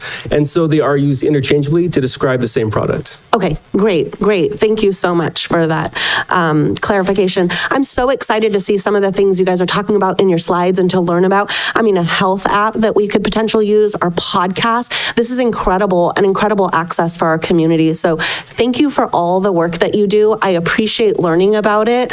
And I'm so excited, all the, the knowledge and information that you're bringing back and the enthusiasm that you're bringing back in the energy, and to see the benefits that we're going to get from our county and our residents from you guys attending. So thank you so much. And I look forward to seeing you guys roll out some of these programs and things. So thank you very, very much. Thank you. Thank you. All right, well, thank you. I believe there's just a presentation, so I don't think there's anything else. Do we have to accept that officially? Yep. I don't think we have to vote on it. It's just an acceptance. All right, well, thank you very much. Thank you. Thank you, guys. We'll move on to the next pulled item, which was Supervisor Kosmicki pulled 1.13. Yeah, thank you very much. I was just hoping for a brief, just clarity for the public on this item, because this is another one of those items where, unfortunately there was a lot of misinformation put out, and there were implications that the Board of Supervisors were somehow sitting on this, which is completely not true. We have people in the community that are looking to exploit everything they can right now when it comes to misinformation. There are people in the community who know the truth and still put out misinformation. There are people who were told specifically that the board, including the people that do these absolutely moronic cartoons, they were specifically, they knew that the board had nothing to do with this behind the scenes issue. And I'm just looking for clarity from staff, not to point fingers, but to just give some clarity on what happened and move forward. Thank you. Mr. Chair, members of the board. Yes, I can confirm that the Board of Supervisors was not involved in this matter in any way, shape, or form. As you will recall, the board had committed substantial resources for an improved communication system for the sheriff's office. And there were some remaining items that needed to be purchased that were not part of the original lease. So these were brought to our attention in December. We've worked with the Sheriff's Department to obtain the final proposals with exactly what he needs. This is the purchase of the handheld radios and the consolettes and, I'm sorry, they don't involve the radios, the consolettes and the software in order to now activate and to be able to utilize all of those brand new radios, which you authorized to be purchased for the Sheriff's Department. So this is the last remaining item to get that system up and running for the Sheriff's Office. So the CEO and I have been working diligently with the Sheriff's Office to move this forward, to identify funds, because there were no funds, so that's why we had to identify and could only identify the General Reserve Fund. And so we moved this as fast as we could to get this onto the agenda for approval. And so now you have it before you for approval. We're recommending approval so that the Sheriff's Department now can complete its communication system and get the new radios distributed and active. Thank you. Thank you very much. And I would just kindly request and point out that this board has been extraordinarily supportive of public safety and the Sheriff's Office in particular. We put millions of dollars toward pay increases, toward capital infrastructure since I've been on the board. And I would just kindly request that going forward, if there are concerns from particular organizations, unions, whoever it may be, that you pick up the phone, send an email, something before just simply creating a spectacle through press releases, which is what happened here. And I think it's better for us to work together as opposed to drawing lines and creating unnecessary dissension. Thank you. Mr. Chair, members of the board, I think it also bears explaining that I have met personally with the sheriff. I know the CEO has met with the sheriff multiple times, and he and his staff have advised of failures on the part of the county counsel's office, not the board, to assist them and move their projects forward. And unfortunately, the prior county counsel's office was not as responsive as they should have been to the Sheriff's Department. And so it put the Sheriff's Department in a difficult position. And so now the CEO and I have met with the sheriff. We have a better understanding of what their needs are, and they know that they can contact both of us directly, and we will make sure that all of their needs are taken care of. They're taken care of promptly, and we can continue to assist them in the discharge of their duties. So we're working very diligently with the sheriff, and he does know that he can rely upon the county counsel's office. He can rely on the CEO's office to assist him. So for example, this morning, while we're sitting here, he requested assistance on extending a lease for the substation. Well, we've already been corresponding. We know exactly what we need to do, and we're already working on it before the meeting even ends. And so that's the type of service that I have pledged to the sheriff, because the board has made it very clear what their support is for the Sheriff's Department and for public safety. So that direction is very clear to me. It's very clear to the CEO. And so we will make sure that the board's direction is in fact implemented and the sheriff has everything he needs. Thank you. Thank you. Let's go to public comment before we continue discussion here now. If you'd like to make a comment in chambers, please provide a speaker card. On Zoom, please press *9 or the raised hand icon. And I have no public comment. Thank you. Supervisor Velasquez. Yeah, thank you.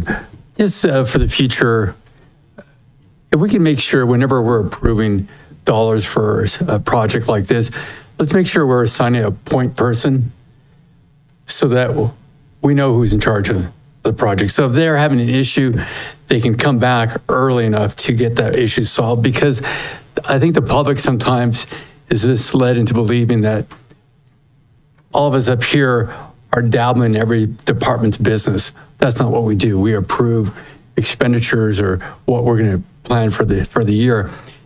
We do not go into different departments and say, here's what you need to do and how you're going to do it and micromanage. That's not the case. And I think it's going to be helpful for the other departments, all departments, to understand who's assigned to the project, so we can have clear communication between that department and your offices. So again, if the board needs to get involved because of more funding issues, we spend less time, wasted time, and we can get to the end result sooner. So I think that'd be very helpful, so we don't have this finger pointing It's not helpful to anybody. Mr. Chair, members of the board, the CEO has in fact implemented such a system and process. The department heads are aware that when they have significant issues that they need to have addressed, items that need to come to the board, they know to go to the CEO directly. I am frequently, if not always, receiving those communications as well. We also receive our requests for legal services so we can prioritize those projects for the departments. And so the CEO and I are constantly communicating, especially on the most critical matters that these departments are facing, so that we can identify available funds, we can get the contracts or agreements or grant applications completed timely, so that we can get all of these items to the board promptly. And so over the last 6 months, there's been a dramatic improvement over the prior system, if you can call it that, to make sure that the department's priorities are addressed, that the CEO and I are fully aware of what those are, what those needs are, what are the time elements involved, and to be able to get that to the board as soon as possible for your approval. So we will continue to improve our processes, but the department heads are aware that if they need anything done and they need it done yesterday, they know exactly who to contact, and we will make sure that our respective staffs are able to address all of those needs. Right, I can make one more comment, Mr. Chair. I just want to make sure that these departments are assigning somebody from within their organization to be in charge of the project. Because if not, it's, well, I thought you did it. And we don't want that anymore. It's like, who's in charge of the project for this department? And they see it all the way through. And if they need your help, of course, you're there for them. Or if they need additional funding, we're here for them. But we need to make sure there's a person following all the way through. Thanks. Thank you. Anyone else? Okay, if not, then I'll entertain a motion. I'll move to approve. Move to approve as recommended. Is there a second? Second. All right, we have first and second. Roll call vote, please. Supervisor Zanger? Yes. Supervisor Velasquez? Yes. Supervisor Kosmicki? Yes. Supervisor Sotelo? Yes. Supervisor Curl? Yes. 5-0 vote, motion passes. Great. Next, we have 1.14, the urgency item pulled by Supervisor Sotelo. Thank you. And I just wanted to just pull it so that, like, kind of in full transparency, because it was an emergency ad and just adding it to the consent. I just wanted to make sure that we and the public had all of the information. So I just thought it was the right thing to do to pull it. If we can just get a little bit more information, I would appreciate it. Yes. Thank you. Part of the background is going to be submitted into the website so everybody can see the reading of the item. As you may recall, back in October 1st, when we do the layouts, we also included one full-time principal planner and 2 full-time associate planners. But in addition to that, the planning department received 2 resignations after that time. And so that left the department with only 2 planners. And doing the homework, and the planning department has received additional applications, it is to the point in which we need to make a call to be able to assist them to continue responding to the public, and especially to those applicants for projects.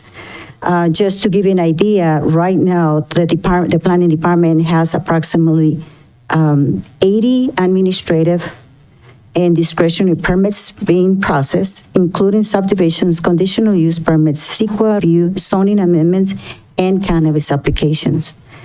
And also to give you a perspective, and this was provided by the planning department, to give you a perspective, last year, the planning department processed about 500 building permits. That's a lot of work to be done. And so losing additional funding after the layouts, that increased the risk of the planning department not to be able to respond on time. So we want to prevent that by replacing some of the employees that were resigned after the layoffs. Thank you very much. I appreciate the information. I have no problem supporting. Like I said, I just wanted to make sure that all of the information was given to the public since it wasn't part of our original packet. Thank you. Let's go to public comment right now. And I would like to add also that we'll come back the next meeting with extending 2 contracts for projects that are being reviewed by consultants. So it's a combination of consultant services for certain reviews and planners to do the process, because somebody has to oversee the consultants as well. Thank you. Public comment. If you'd like to make a comment, please provide a speaker card on Zoom. Please press star 9 or the raised hand icon. And I have no public comment. Thank you. Great. Any other comments from the board? I move to approve then. Is there a second? I'll second. All right, first and second, roll call vote, please. Supervisor Zanger? Yes. Supervisor Velasquez? Yes. Supervisor Kazmicki? Yes. Supervisor Sotelo? Yes. Supervisor Curl? Yes. 5-0 vote, motion passes. Great. Next, we'll move to regular agenda. Mr. Chair, if I may ask, it may be time for a break. Oh, certainly. Let's take a break. Sorry, I got too excited. I'll take a 5-minute break. Recording.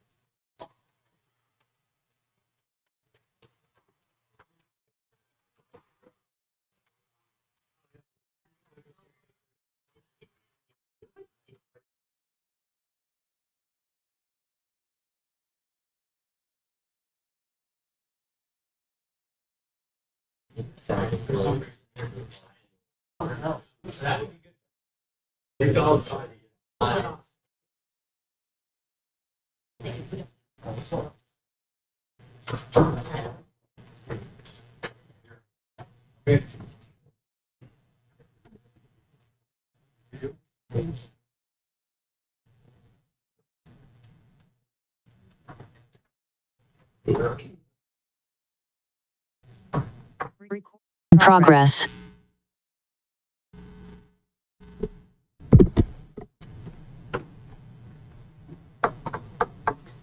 Great. We are back to our meeting and we're going to move to regular agenda right now. Item 2.1, discuss, deliberate, and provide direction to staff on establishing a policy for handling board committee recommendations through an amendment to the board rules. And this is from County Council.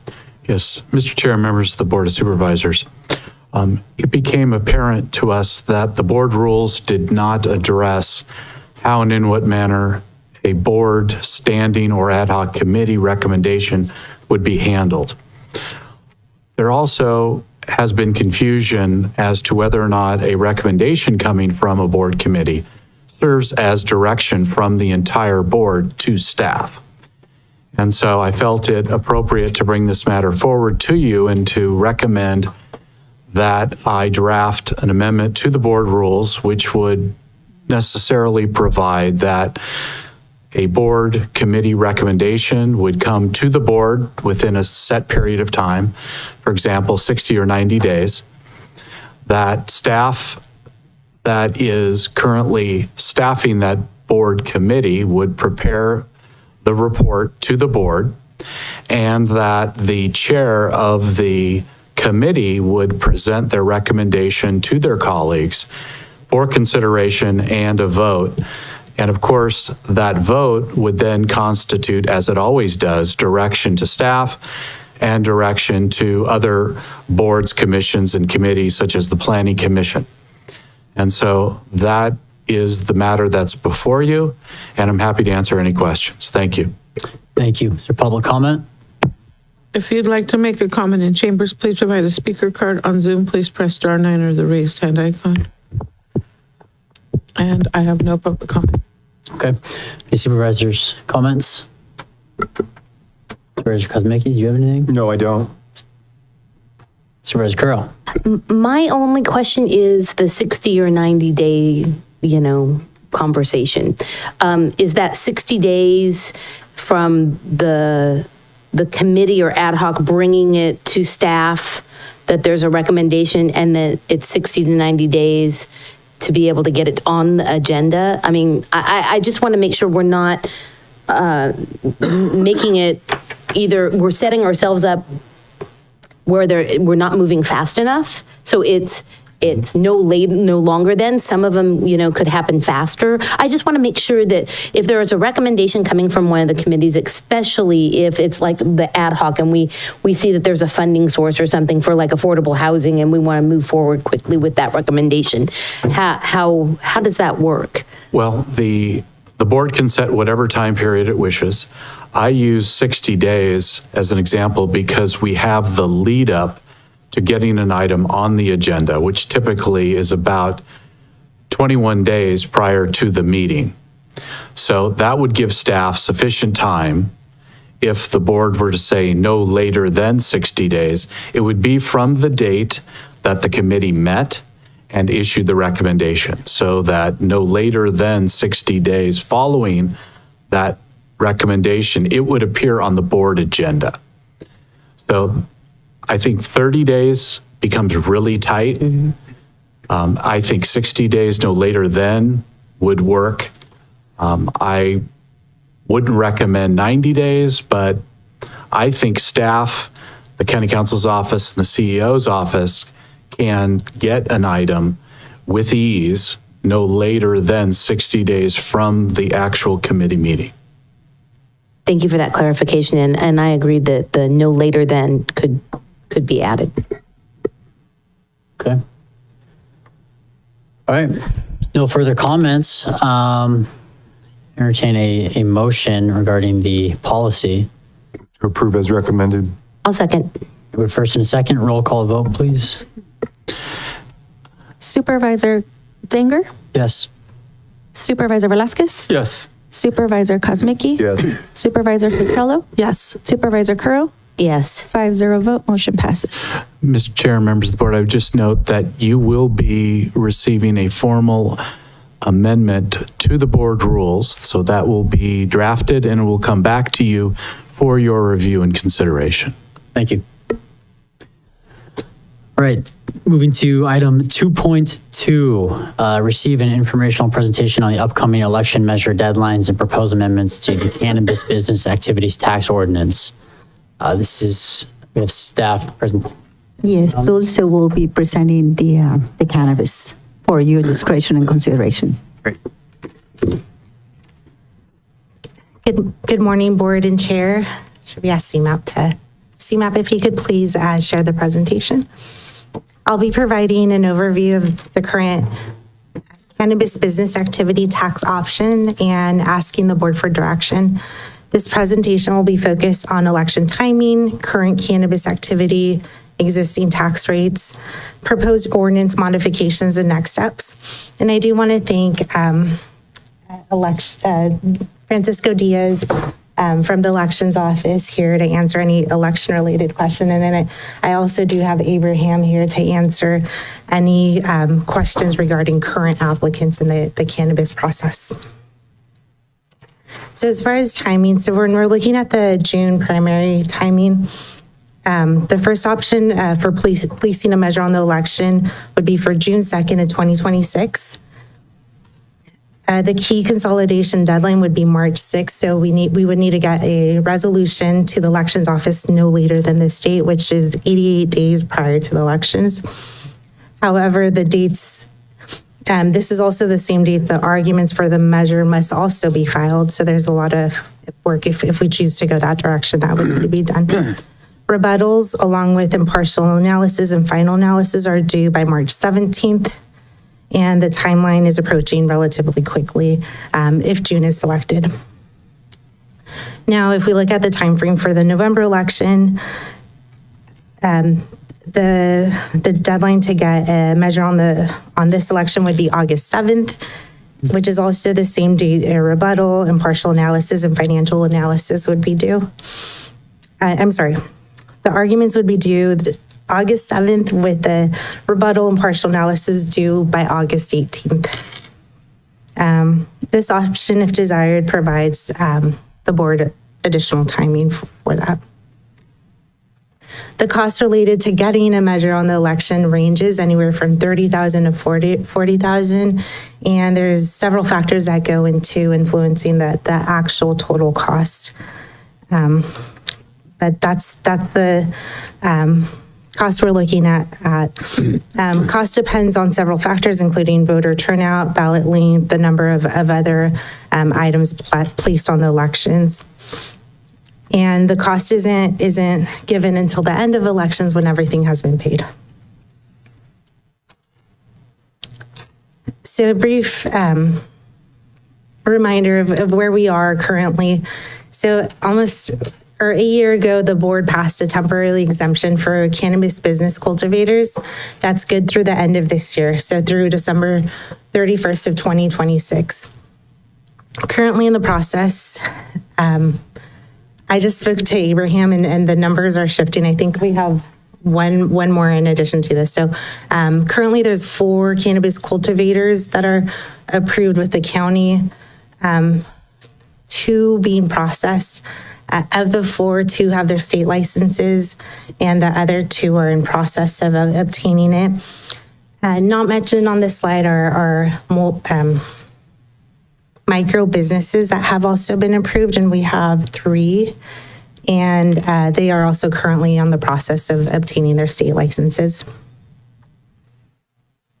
So our county code, chapter 5.03.07,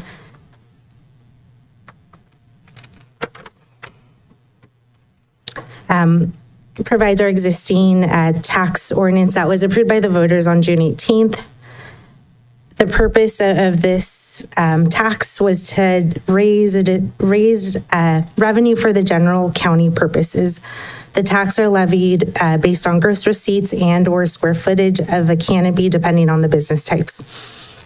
And the way our current tax structure it has flexibility where the minimum is set and the maximum, and the board through a resolution can choose to set the rate anywhere within the minimum and the maximum rate.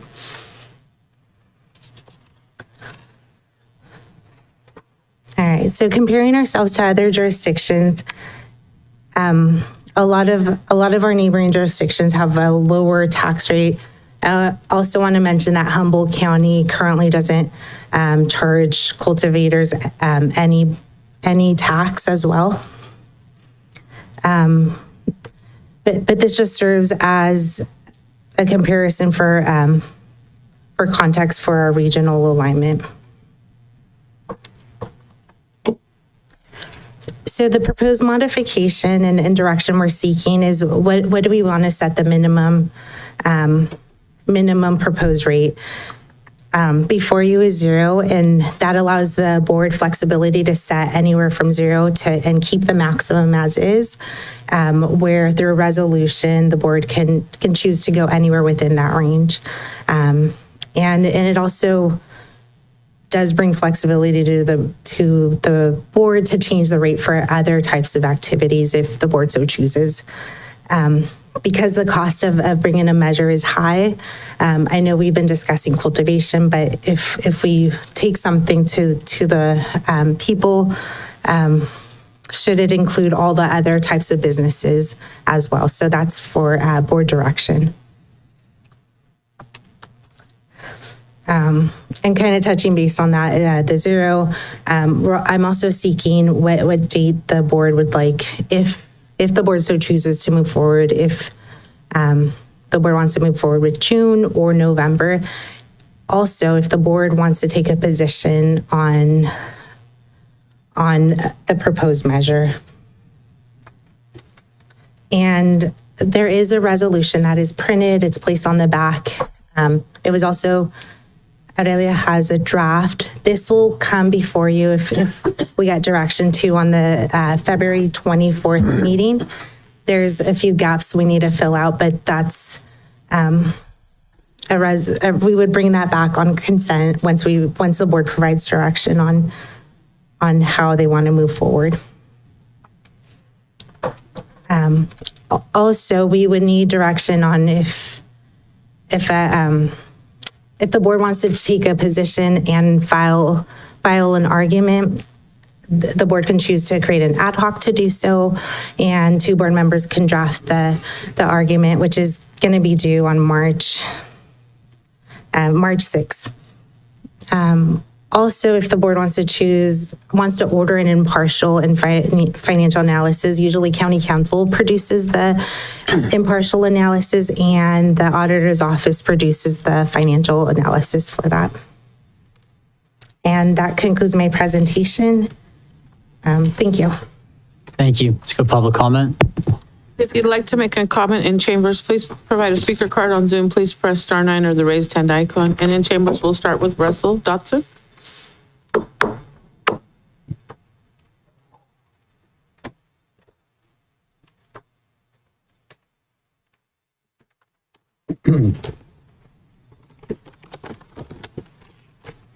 Hello, Board of Supervisor members.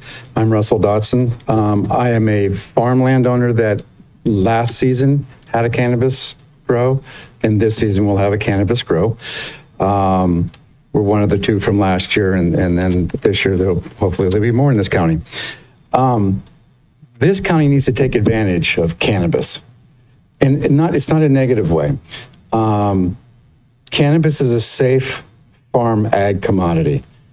We grow it under strict conditions that are regulated by the state. There's the Department of Cannabis Control. We have the security, the cameras, the fencing, the gates, the locks. All of our product is moved within or outside the county in box trucks, reefer trailers. It is a safe transportation mode. People are not aware that we're moving it. Most of the product grown in this county will leave the county. There is an extraction opportunity, I think, being taken advantage of at the Airport Industrial Park, which will be one of our clients. I sat too long, 2 hours and change. I've got all these notes and I was like, wow, how far do we go? But it doesn't have an opportunity. Growing it in the county doesn't mean it gets into the miners' hands. To sell cannabis, it's way more difficult for a miner to try to get his hands on legal cannabis. Liquor store, it's easier to buy a liquor item than it would be to go to a cannabis store. It's impossible to go through the system of buying cannabis illegally at a cannabis store. But we're not talking about that. We're talking about growing an ag commodity. It's great for the farmers. It will be the most valuable crop that's grown in the county. It will finally put money in the county coffers. This county's made no money on cannabis growth so far because it's an indoor regulation that you guys have put together. The fee schedule does not work with an outdoor grow. We have one cycle. It's a native crop that you put in the ground like any other. It goes through a growing stage. It goes through a flowering stage like propagation, and we harvest it after the flowers mature. And indoor, you can get 8-10 cycles if you were to bring in mature plants and pay those fee schedules. You mentioned Humboldt's gone to zero. There's a couple more counties that have gone to zero. And we're not asking for zero. We think the county can prosper by getting a fee schedule that's appropriate and getting the 2,000 acres that have been earmarked and having 2,000 farm acres pay a higher than typical rate for the farmland to the farmer, saving farmland, putting to work. At one point, we had 350 people on our ground last year, 75 of which, we did an audit, 75 of which live in Hollister and worked on our farm. We didn't all bring it in from the Central Valley or from the 101 corridor. Thank you. Thank you for taking this up. It's very appropriate. Next in chambers, Jordan. Good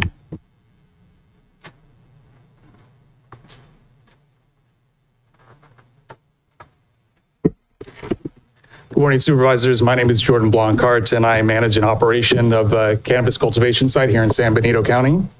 This will be our second year operating in the county, and we were able to invest here and create jobs here because of the temporary tax exemption that the board here established last year. And that created a place for us for responsible licensed business owners to establish operations here. As one of the two cultivators in this county last year, we saw firsthand how these policies affect real-world operations. From an operations standpoint, this change really is about resetting flexibility for the board.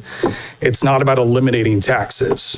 Cannabis cultivation really functions on an agricultural cycle. We invest heavily through the spring through fall, and we don't see revenue return from that until after our operations, after harvest kind of ends.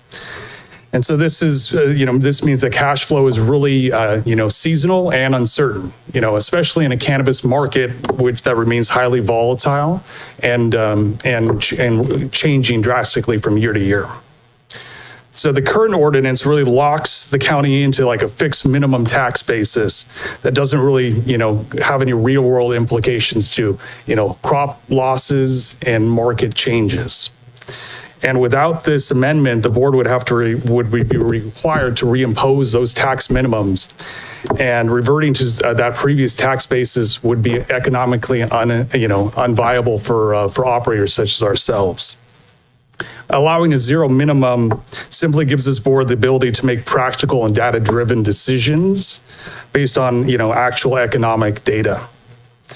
We're not asking for permanent tax relief, but we're asking you to give yourselves the tools to set appropriate tax rates that are, once these, temporary extensions expire. And for us operationally, placing this on the June ballot will give us a little bit more clarity and certainty for our long-term planning, which is essential to kind of building a strong cannabis cultivation in this county. And lastly, from our perspective, this flexibility is important for cultivation because cannabis truly functions like an agricultural commodity. The costs come first and the revenue comes last. So that's why really setting an important, the right tax structure is really important. So thank you for considering the realities of local agriculture in this discussion. Thank you so much. And that concludes public comment. Thank you. Supervisors want to start, make comments? Sure, I guess I can start. I was involved in the ad hoc last year, 2 years ago now, to take a relook at this because I just want to reiterate why this has come up. It's that, our taxpayers and prior boards, I think society as a whole has become more accepting of cannabis as an agricultural commodity as long as there are restrictions in place. And the question you have to ask yourself is, would you rather have more legal growers or more illegal growers?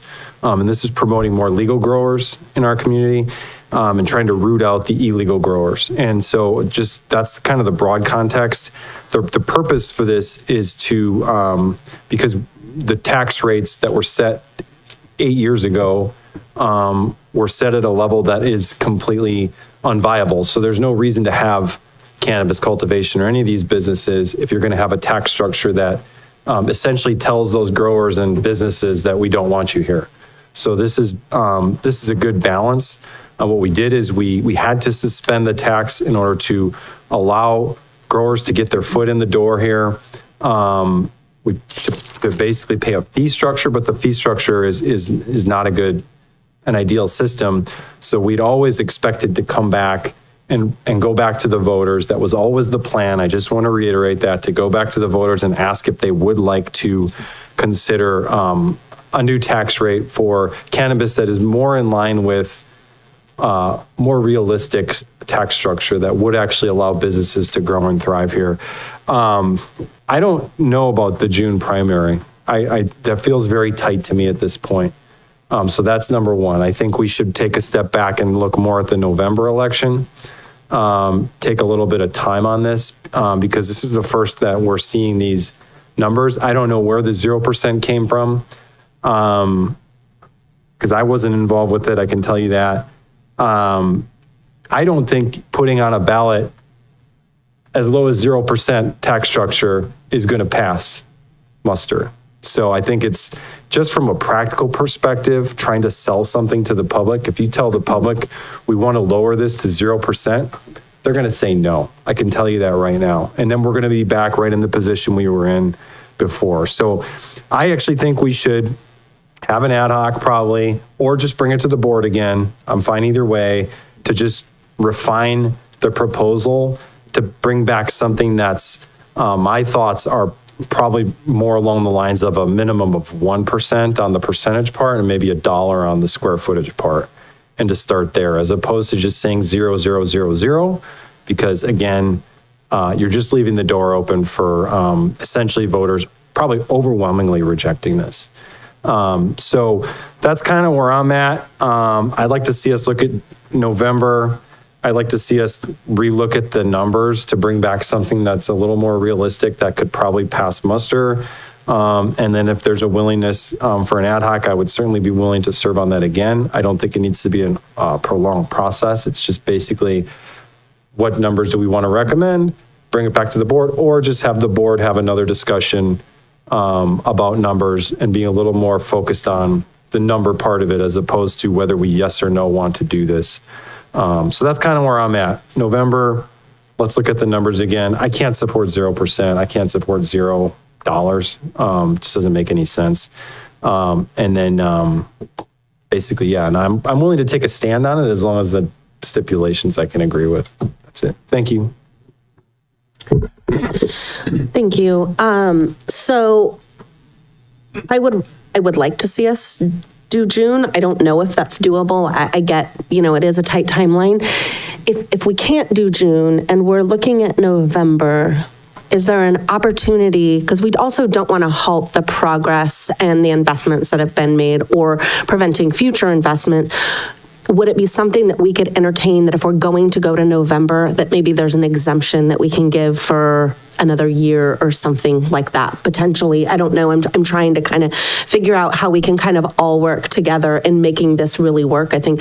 And I do agree with you. I think there's, regarding the $0, 0%, there's not a lot of trust right now with government in general. And so I would be concerned that if we put it at 0, I think we may be setting this up for failure. And I definitely think we need to be careful and we need to be thoughtful in that approach. And so I'm not sure what the proper amount or percentage is, but I do agree with Supervisor Kosmicki. 0, I think we may be setting ourselves up a little bit for failure. And so, I think that we've got some people that are trying to do this the right way. I appreciate their efforts here. I am supportive of this as a whole. And so, like I said, I'd love to see this in June if we can pull that off. It is a tight timeline, though. But if we have to go to November, I would just ask, is there any flexibility for potentially us doing another year of an exemption? So anyways, those are my comments. Thank you. Yes, I just want clarification because who asked for the 0 tax? I'm just curious because I don't remember. So staff put a 0 in there to give the board flexibility. It wasn't directive of anybody, it's just to allow flexibility. Okay, good. Thank you. Ms. Carroll? I agree with Supervisor Kosmicki that we need to really look at the numbers. And I think we need to, in doing this, we need to be really sure of what is the revenue generation going to be, you know, how this was passed in June of 2018, and it was almost a 58% approval. But what have we actually been able to bring in revenue-wise? I think that's where we're going to have a challenge with the measure. And we need to have those facts correct. I really like Supervisor Sotelo idea of, can we consider the exemption extension? Because what I'm concerned about is our exemption has started things moving forward with some investments in our community. But if we cut the harvest time to where they're not sure if they're going to be able to do that, and the June primary isn't doable to be able to get it approved, I like the idea of the extension. So if we do November, I agree we need either an ad hoc or it needs to come back to the board with more definitive revenue projections, and that could be working with the growers and determining, you know, what could this look like, because we don't have choices on revenue generation right now. And if this is the spot that we're going to be able to do it, the one area that I'm going to constantly harp on is keeping it away from populated areas, and how are we actually doing that? In reviewing everything, don't really see that it's like exempt, you know, it's kind of like wherever the application could come from in the unincorporated area.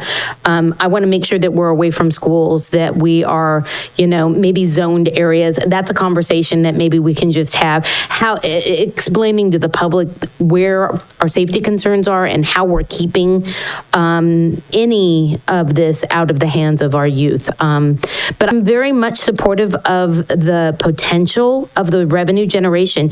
I completely agree, though. We need more numbers to be able to come up with, I cannot accept 0. We need to understand that was not a direction from anyone. 0 is not an acceptable number. But what is that acceptable number, and how do we use that range and be able to pitch it in an election? Because we have to be able to sell it to the voters, and they have to be able to know that there are mechanisms in place that keep us keeping it in check. I did visit the ranch where our public speakers were from with Senator Laird this last week. It's my second time out, I believe, at the ranch, and it's very professional. It is not your typical I've been to ones in Santa Cruz and I even visited one in Humboldt County, which I will say wasn't very impressed. But we need to make it where this is a commodity, and how do we benefit without raising taxes on the residents? Because that's our biggest fear right now, is where are we going to have revenue generation? So I appreciate all the work that Supervisor Kosmicki has done on the ad hoc and the exemption that came forward previously. If we could consider extending that exemption and then looking at the November, that would be my recommendation. Okay, so I'm the newest on this here at the county. have no idea what you guys, not you guys, but whoever came up with these in the past. I had experience through the city dealing with this. I just want to say up front, I'm not in favor of an ad hoc.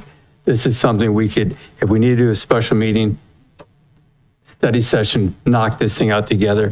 I'm more favorable to that if there's this timeline of June election so they can harvest or they can do what they need to do.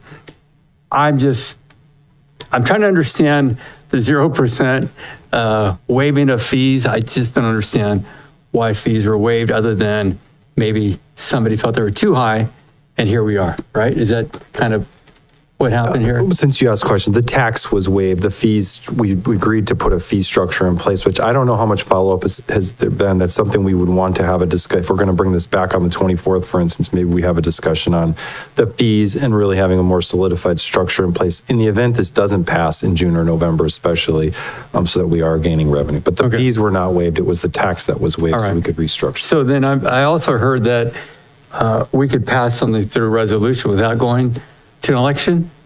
And that would have to be between like for an example, cultivation is between minimum $3, maximum 17. Correct. So if we were within that range, You can set whatever we don't fee have to go to an within- election, right? You're right, yes. I'm assuming the problem though is The $3 minimum is $3, is that $3 square foot or gross revenues? on cultivation, I believe it's per square foot. And that's, I take it as a problem because they're outdoor. They're doing the one time, as somebody explained, compared to somebody indoors, they can turn it 8-10 times.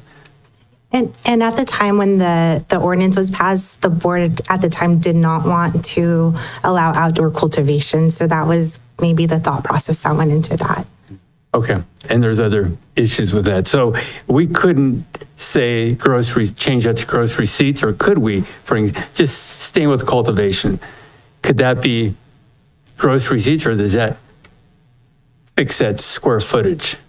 Do we know that? The way it is right now, it's at square footage. However, an amendment to that section can be brought to the voters if we. If we didn't go to the voters, I'm looking at how do we do this without having to go through an election? Because an election cycle it's no easy feat. And then if the voters say no, where are we at? We're right back to the same exact I'll defer situation. to legal, but my understanding is we can only set what has been approved by the voters, and it's within the range that was approved on June of 2018. But I'll defer to legal to confirm. Thank you. Thank you. Good morning, Mr. Chair and members of the Board of Supervisors. Like Dulce mentioned, the voters previously passed the current $3 minimum and $17 maximum, and so the board is able to set anything within that range. And for us to change that range going down, and I believe the 0 is just a placeholder for discussion today for the board to come up with what that number looks like, but for it to be out beyond that range, we need to go to a vote of the people. But can that be applied to gross receipts, or does it have to be fixed to square footage? I believe the way it was approved is square footage. So that's So for us to change that, that would need to go to a vote of the people. there lies the problem, right? So, makes it very tough. Again, I'm not the industry against it. I'm not for it. To me, at the end of the day, it's numbers. How do we do this in a way that makes sense and doesn't disturb or cause a nuisance to the public?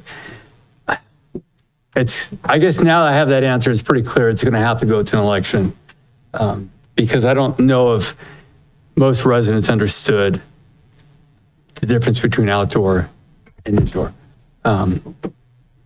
So with that being said, I just go back to saying I think we're better off having a special meeting or adding it to one of our meetings, try to come to an understanding and go from there because otherwise, yeah, I can see how $3 a square foot outdoor. There's no way that works.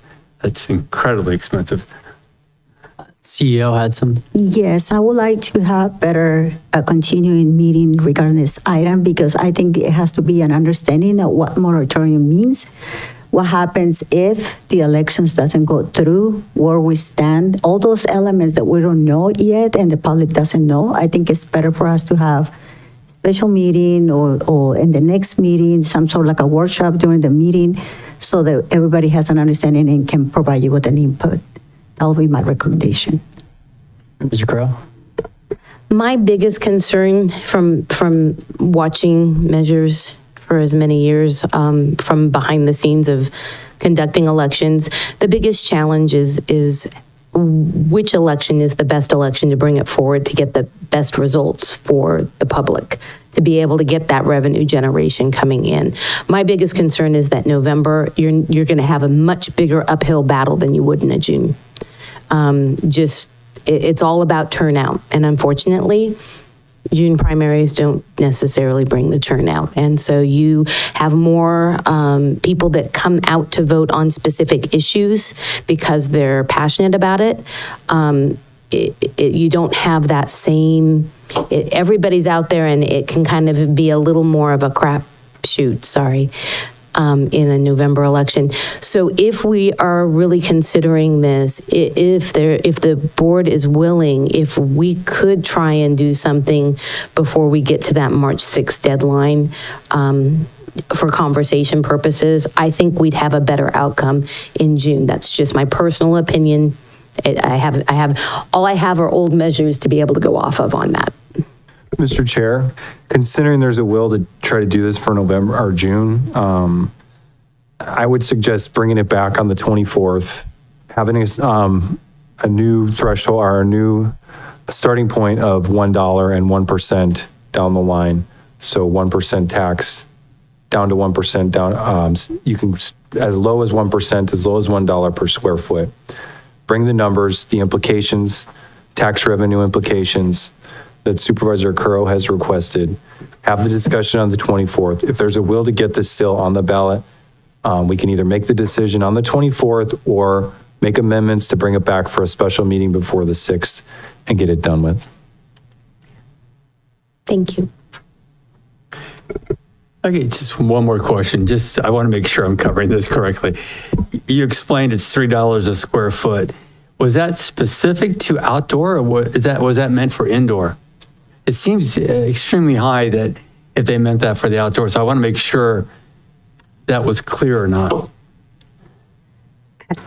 I included it in the background, so let me just bring up the staff report to confirm as that it.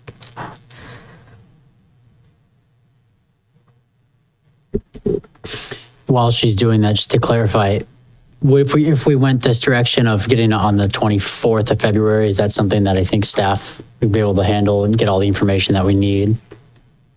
So one question that I have is, or perhaps a request, is that maybe assign 2 board members to be present with us during some kind of like analyzing the information before we put it into the agenda. So I don't know if you want to designate 2 individuals that are willing to come with us and just kind of like review before with ideas. I think that'll be great. Okay. Yeah, so direction for maybe creating an ad hoc, and then across the board, it is $3 minimum from nursery, outdoor cottage, specialty small, and also mixed lighting. So across the board, it is set to $3 minimum. Judge Velasquez, that anything? It means we have to have a meeting. Okay, well, I'm in support of getting this on the 24th, if the rest of the board is. I'd be happy to have on the 24th agenda. Do we want to do, I guess it would be an ad hoc technically, or form an ad hoc to help develop that's correct. An ad hoc just to work together with us, the staff, and then come back on the 24th. Okay, I would support that. I don't know who would like to sit on that, though. With my travel schedule in the next 2 weeks, I really, unless it was via Zoom, I'm not sure because I'm actually gone for 7 days. Okay, so Supervisor Curro will not be on it. Yeah. Supervisor Kazmicki? Yeah, as I said, I'm fine doing it. I'm fine not doing it. I think I'd be willing to do it. I don't think it needs to be complicated. It's just, I think it would be worth getting some feedback from. I think we need to have some probably willingness to budge on the 24th, or we bring stakeholders into ad hoc discussion, but I think for the sake of transparency, to have the ad hoc, bring it to the 24th. If there are concerns, I think the only concern would maybe be the $1 per square foot, but I do see that other counties do $1 per square foot, and it goes as low as like 72 cents a square foot. So I don't necessarily imagine the $1. I'm seeing some laughing in the back. Yeah. Right. So it's, That was all. Oh, wait, hold on. We can't do the back and forth. Sorry. Again, What you were saying. I think the $1 is where there could be some issues. But I don't know what the exact amount is or whether you go with gross receipts, because other counties do gross receipts as well. And that's why this needs to be flushed out a little bit, and that, this is a pretty tight timeline. But I would at least suggest the 1% on the percentage taxes. And then as far as the square foot, I don't have the perfect answer. And that's why I think having stakeholders, if there's a will from the board to have stakeholders in the ad hoc meeting, I think that's the best way to do it, to be honest. And I'm not, as somebody who's going to be objective here, they're not going to sway me with any sort of, obviously you're in business, so they're going to want to get what's best for them. We had stakeholders in the prior ad hoc meetings and it worked out fine. So I would suggest having a couple of the stakeholders to give some perspective, and we'll present what that perspective was given during the ad hoc meeting so that we don't necessarily have to come back and do this twice. But for now, I would say just starting the conversation at 1% and $1 with the willingness to come back with something different on the 24th. Okay. Okay. Any other thoughts on that? I would personally think it'd be great to have stakeholders there as well. And Supervisor Kosmicki's volunteered to sit on it. Is there another supervisor that wants to sit on that ad hoc? If not, I will volunteer, I suppose. Looks like I volunteer to do it. not going through that again. So is there a motion to take this item up on the 24th and form an ad hoc with stakeholders prior to that to develop it? Move to approve as I had recommended. I'll second. All right, first and a second, roll call vote, please. Supervisor Zanger? Yes. Supervisor Velasquez? Yes. Supervisor Kosmicki? Yes. Supervisor Sotelo? Yes. Supervisor Curl? Yes. 5-0 vote, motion passes. Great. All right, moving to item 2.3. This is accept and discuss presentation regarding the State of California Department of Housing and Community Development determination on the substantial compliance of the San Benito housing element. Abraham. Yes, thank you, Mr. Chair, members of the board. Good morning. Abraham Prado, Director of Planning and Building Services. The item before you is to inform the Board of Supervisors and the community that the State of California Department of Housing and Community Development, HCD, has officially certified the County of San Benito's sixth cycle housing element. The letter from HCD directed to CEO Esperanza Colio Warren was received 1 week ago today on February 3rd, 2026. The housing element was a process that took approximately 2 years in the making, with a lot of public input here before your Board of Supervisors, with the Planning Commission, joint meetings, multiple joint meetings with the Planning Commission and Board of Supervisors, and a multitude of community outreach, different meetings in different venues at different times. Yeah, I want to say that yes, the housing element has a component pertaining to the county's existing and projected housing needs, but the housing element goes above and beyond. There's a lot more than just the existing and projected housing needs. For example, as you know, in Chapter 2 of the housing element, there's an analysis and documentation of the county's housing characteristics, including cost for housing compared to the ability to pay, which we know that that's an overall issue, not just in San Benito County, but throughout the state of California. And then there's also analysis on the unfortunate characteristic of overcrowding issues. And there's goals and policies that you have adopted to address these concerns. The housing element also contains analysis concerning to special needs housing, which includes people with disability, elderly, large families, farm workers, and single-headed households. Again, with goals and policies to address these concerns. Chapter 5 includes the identification of local housing development with affordable provisions, and it also includes analysis of units at risk of conversion from affordable to market rate and ways to try to impede that. I can go on and on of this analysis of this document, but I would also like to indicate that by adopting the housing element with your board, which your board did unanimously, the county is making a statement that it is committed to work on implementing the goals and policies of the housing element to improve the quality of life of the county's residents. Per California Government Code Section 65589.5 D5, Builder's Remedies stops applying to a county or city once it has adopted a revised housing element that is in substantial compliance with the state housing element law that complies and is certified by HCD. With this approval, the county is no longer subject to the builder's remedy, ensuring that local land use decisions remain under county control. The County of San Benito, as you know, received multiple builder's remedy applications under SB 330 prior to HCD certification of the housing element. Preliminary applications submitted to the County of San Benito pursuant to SB 330 were reviewed, tracked, and processed consistent with state law. Staff is working with County Council, providing a broader legal and factual evaluation of the builder's remedy applications that we currently have. And such evaluation includes further analysis of infrastructure capacity and public services, including water supply and wastewater treatment, consistent with the government code, as well as other applicable laws and requirements. I also want to state that with the compliant housing element, the county now meets housing element eligibility for several federal, state, and regional funding programs. For example, the Caltrans Senate Bill 1, Sustainable Communities Grant, HCD's Permanent Local Housing Allocation, the Strategic Growth Council, and HCD's Affordable Housing and Sustainable Communities Program, just amongst others. With this, staff recommends that the Board of Supervisors accept and discuss the presentation regarding HCD's determination on the substantial compliance of the 2023-2031 San Benito County Housing Element and provide staff direction as desired. Thank you. Are there any questions for staff? Let's do public comment. If you'd like to make a comment in chambers, please provide a speaker card. On Zoom, please press *9 or the raised hand icon. And I have no public comment.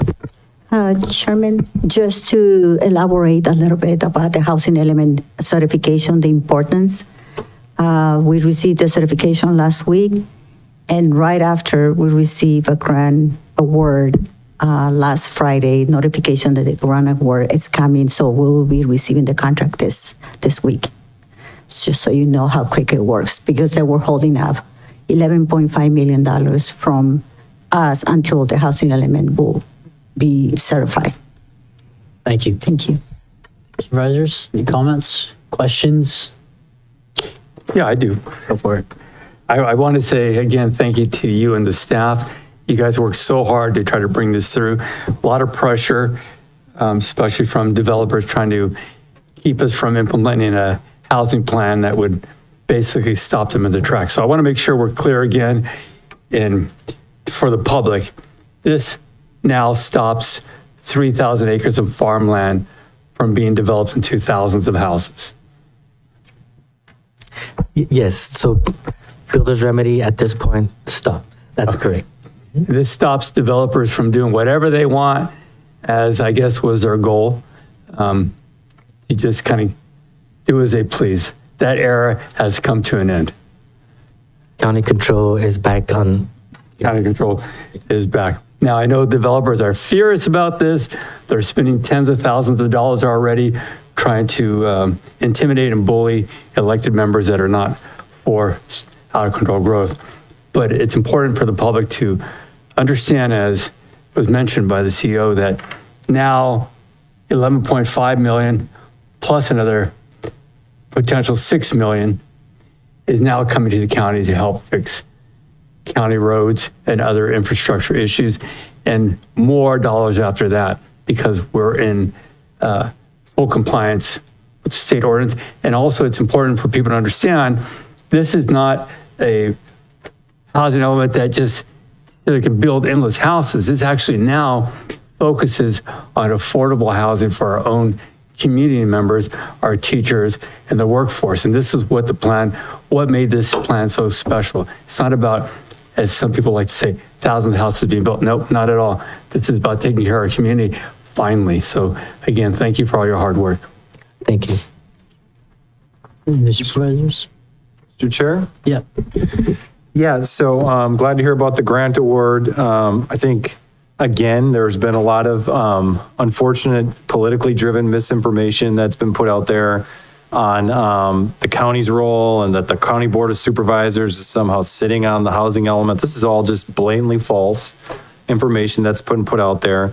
There's been misinformation on opening the door to all this nonsense. Just what this housing element does is it promotes what actual smart growth is. The pro-growth community that loves to use the word smart growth, it's just code for build wherever usually.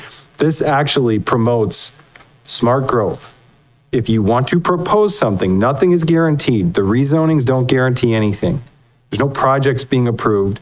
But if you want to propose something, this board is saying it's going to be multifamily affordable. It's going to be in locations where there are services, or else don't bother. That's what we're doing here.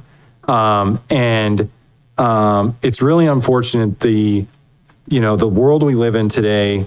I don't know who's going to even want to run for these seats down the road because of the way that you just get targeted with nonsense, misinformation, intentionally driven, politically driven misinformation constantly. If somebody on the other side of development, because there's the people that want slower growth, responsible growth, got to catch up with our infrastructure before we, try to build at a certain pace. And that's the reality of it. And then there's people on the other side of this that have been getting their way for decades, who want to just pave over farmland wherever we can. You see numerous examples out there of the way that this community has developed in an irresponsible fashion in the last several decades, going toward Fairview, a number of these developments, that go out toward Tres Pinos. This is going to put a stop to that. And that's really what we're doing here. It's really unfortunate people like the former mayor of Hollister, Mia Casey, who's been probably the biggest critic of this process, who was criticizing our board for not having a housing element approved and claiming that we're so bad because we're allowing the builder's remedy applications to come in and we're going to allow unfettered growth. And then when we get to the point where we're getting a housing element approved, the same critic is trying to stop us from getting our housing element approved, advocating aggressively with the state to not allow our housing element to get approved so that the builder's remedy does stay in place so we don't receive $11.5 million. What I'm talking about here is that there's a lot of really grossly, blatantly, politically driven misinformation that's being spread on a regular basis now, and I just want to correct that information. This housing element is going to set the stage for growing the right way in this community for the next several years.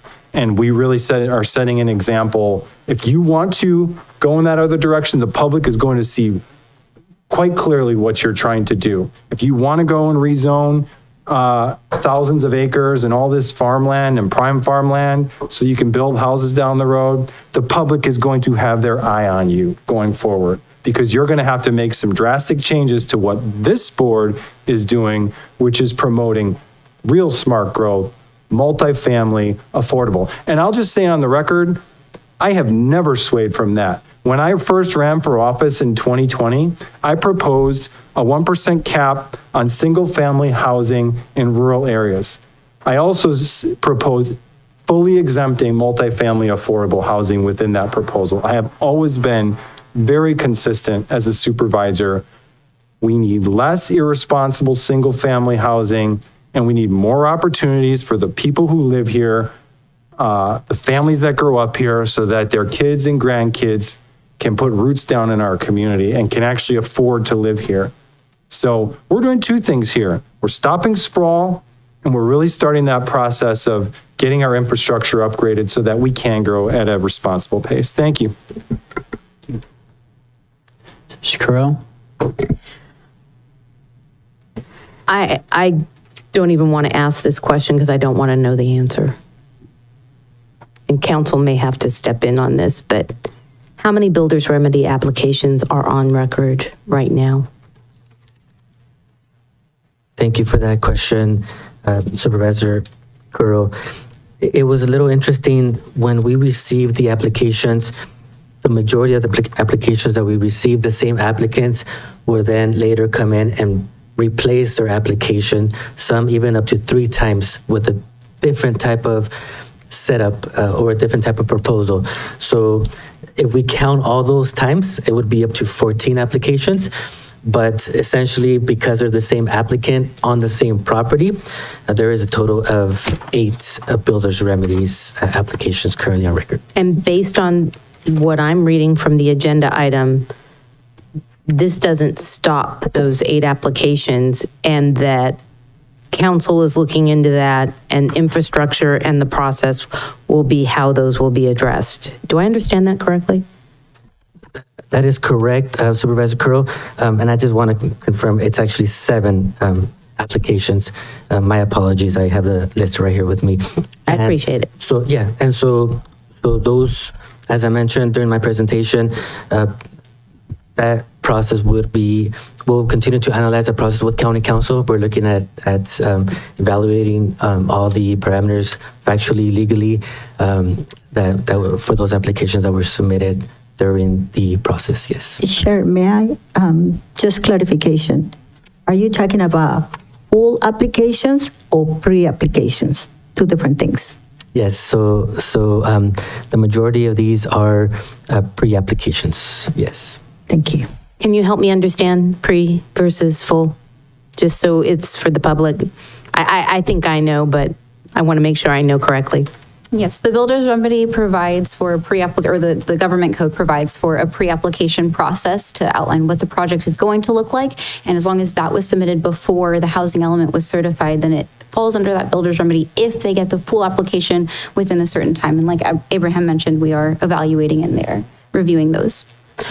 Because where I keep going is the only way our affordable housing goals with the housing element are going to be successful is if we start to address wastewater issues, because almost every single project in the housing element needs water. We know they need water and wastewater, and where that comes from is highly reliant upon the city of Hollister. And so I really feel that we need to continue that conversation about water and wastewater and how we can address those issues for these areas to be able to ensure that these multi-family affordable housing units would be actually accomplished. And that is part of the evaluation process, and it is one of the factors. However, it's not an element that's included in the pre-application, so it's something that in some instances we're going to need to wait for more information from the developer. Yeah, okay. And this, I'm looking mostly on the housing element and where we've identified we want housing for our residents as much as possible, as much as we legally can, because I completely agree. It's about keeping our residents living here and working here, and pushing them out because of housing prices is not sustainable. We will not. It's just not sustainable for this community. And I appreciate everything that you guys have done. I am grateful that the grant already. That's amazing. And I look forward to working with you guys more on, especially with Supervisor Velasquez on the affordable housing ad hoc. So thank you. Okay. Yeah, thank you so much for the presentation. Thank you for all the work that went into this. It's been a long process. And I just want to reiterate that in the letter that the county received from HCD, they did mention that they received complaints basically from attorneys and from members that did not want this passed. But I will note that those that didn't want this passed are very interested in developing more single-family housing on farmland. And so I'm okay that their comments were essentially considered not worthy to HCD, and that HCD did still approve it because this is a good plan. And I'm sure that there's a lot of folks out there that aren't a huge fan of this, and those folks are going to have to change their plans and adjust because we are not going to continue building these sprawl neighborhoods out in the county anymore. So that's all I have. There's nothing else. I believe this is just a presentation to accept. So thank you very much. Thank you. Right, moving on to item 2.4. This is County Council. This is received status report on the State Controller's investigation and audit of the county's internal controls. Mr. Chair and members of the Board of Supervisors, just wanted to provide you an update on the State Controller's investigation and audit. I think it should be noted that San Benito County is the first agency to formally request an audit from the State Controller's office. From what I can determine in my research, all of the others were involuntary. We're very fortunate to have the State Controller's office conducting its audit and investigation of the failures of the county's internal controls to detect and prevent fraud. They began in earnest in early January. We've had a series of meetings along the way. We have produced many documents relevant to their investigation. They've conducted quite a number of interviews. And to date, all of the county departments, including the CEO's office, the county council's office, have been fully cooperating with the investigation and audit. The CEO and I had a recent meeting with the State Controller's audit team, and that is what I wanted to report on to you today. They are well into their audit, but due to the concerns that the CEO and I expressed to them about the past culture of non-compliance with respect to contracts, procurement, and purchasing, they have decided to expand their audit and looking at county contracts and whether those contracts did in fact comply or not comply with the applicable purchasing ordinance and the purchasing policies. So they are going to focus on the same period of time that they focused on with respect to the failure of the internal controls. And so they're going back to 2023 when the library embezzlement began all the way through the end of 2025. And so I think that's a positive development for us. I think there's a lot to learn. And I do believe, based on our meetings, that the State Controller is identifying the very same concerns that the CEO and I have identified, as well as those that the board has identified in many meetings over the past 6 months. So I believe that's going to be very helpful to provide the county with their findings, conclusions, and most importantly, their recommendations. And so we don't yet have a firm timeline from them. They've promised to send that, so we're hoping to get that soon. They will be providing the county with a draft report for us to review and to provide any input. They will then be finalizing their report. At that time, I will be bringing that report forward to the board for further discussion. The CEO and I will be recommending that the board direct the CEO and county council to develop an implementation plan based on the recommendations from the State Controller, and that we bring that back to the board for direction. We will also be recommending quarterly status reports where we will report on the progress to implement the reforms, as well as the level of cooperation we're receiving from the departments that are responsible for implementing those reforms. And so we do expect that this will be a very open and transparent process. We do believe that the State Controller will provide the county with some very significant recommendations that, if implemented, will greatly improve our procurement, contracting, and purchasing policies, as well as improve our ability to prevent and detect fraud so that we will not be the subject of embezzlement or of a phishing incident as we have been over the past several years. So I believe this is a real positive development, and I believe that it will validate the concerns that we've all expressed and will give us a roadmap to implement the needed reforms to save and protect the taxpayers' money. I'm happy to answer any questions. Thank you. Public comment? If you'd like to make a comment in chambers, please provide a speaker card. On Zoom, please press star 9 or the raised hand icon. I have no public comment. Sia? Yes, I would like to elaborate my experience with audits. I was a former accountant, and I have stayed over the county to do audits. I learned a lot. We're not perfect individuals, and I think it works very well when someone else from a different perspective come to your county or the municipality in Mexicali, for example, to address the concerns that they have and policies that are not in process. And sometimes it's because people just get used to it. And it's hard to break the news to people that have been managing the programs in a certain way because they don't know what they don't know. And we don't know what we don't know. And so audits, we have to look into audits as the most positive perspective, the most positive thing that can happen to us. As a city manager, the city that I managed was deemed to be high risk.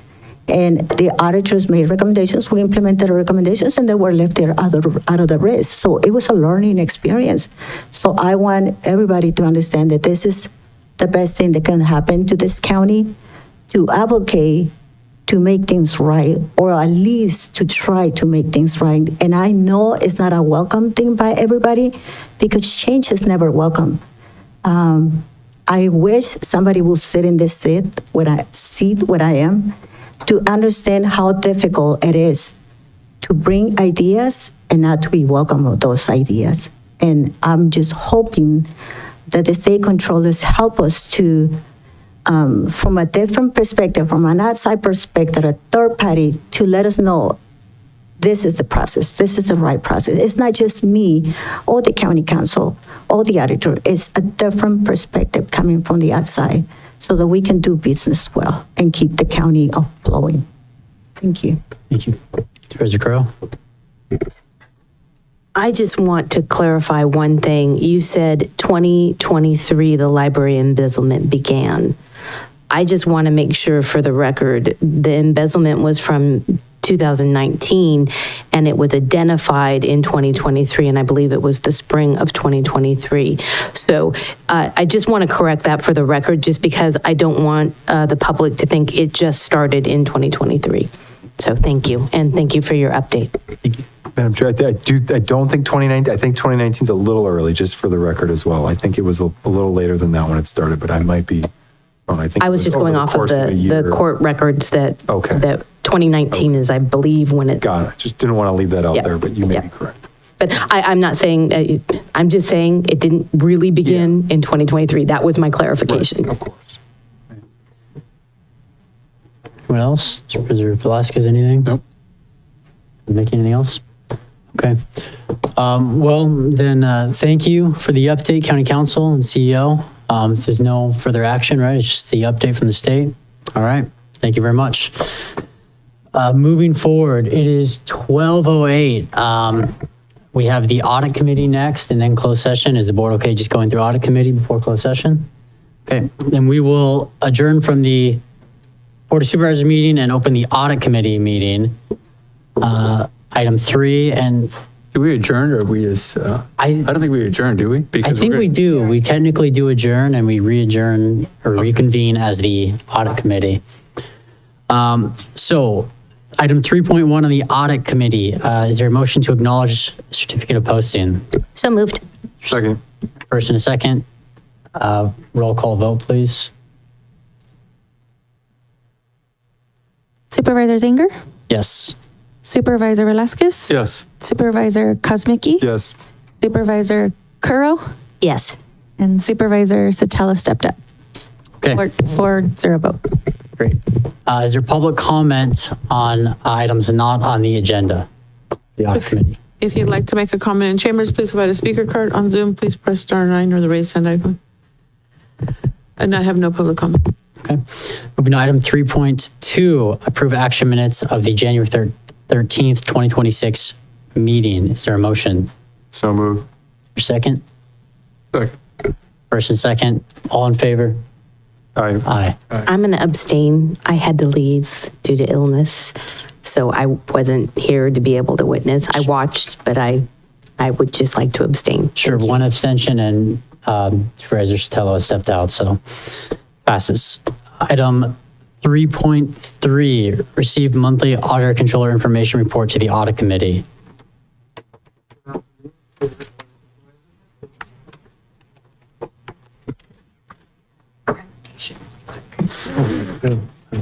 Oh, you don't need it? Okay. Again, good afternoon, Chair, Board of Supervisors. Joe Paul Gonzalez, Auditor Controller. This is a monthly update that I'm going to provide the board, the committee. The first is that on January 9th, my office provided the external auditor with the first draft of the ACFR, which, well, actually, the basic financial statements. And as of February 6th, the final draft of the ACFR has been submitted to our external auditors. And so they're in the process of conducting the audit on the basic financial statements. On the same day, February 6th, my office submitted it's very small, it's just this for illustration purposes only. This is the schedule of federal awards to the external auditor. Frankly, we didn't have an opportunity to provide extensive review of this schedule because we didn't have the time, because the external auditor needed this schedule so that they could, because they had scheduled their auditors to conduct a review, and so we had to let it go as is. And recall that this schedule is the product of all the departments that receive federal grants, and those departments are responsible for providing this information on the schedule of federal awards. So the last meeting we discussed, what training opportunities we can have to improve the financial literacy of the departments. And one of the things that I've been working on and with our CEO is we're going to leverage our existing memberships, one with the Association of Government Accountants, and we're going to work with the AGA, Silicon Valley chapter, that is hosting a training on the single audit and the OMB 2025 compliance supplement. On the 25th from 9 to 12 in this room, we will have training, this specific training for 3 hours by a partner in Macias, Jenny, and O'Connell, the certified public accountants. And so it's of course, it's going to be a Zoom training, but all department heads who have federal awards and their fiscal staff and management staff are invited to attend this training. So, that's a one training opportunity that we're going to start this month. Additionally, we are going to leverage the GFOA membership. The GFOA membership, their fee structure has changed. It's no longer on a per person basis. It's on per organization. We normally would pay $595 for the county to be a member, plus $150 per individual.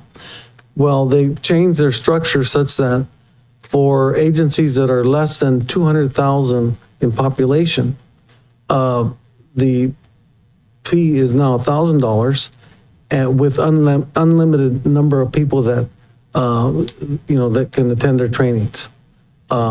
So I'm going to roll that out probably tomorrow with the departments. The GFOA provides invaluable training for my office, and I think it's a great resource to be able to train the departmental fiscal staff in the things like, for example, the single audit,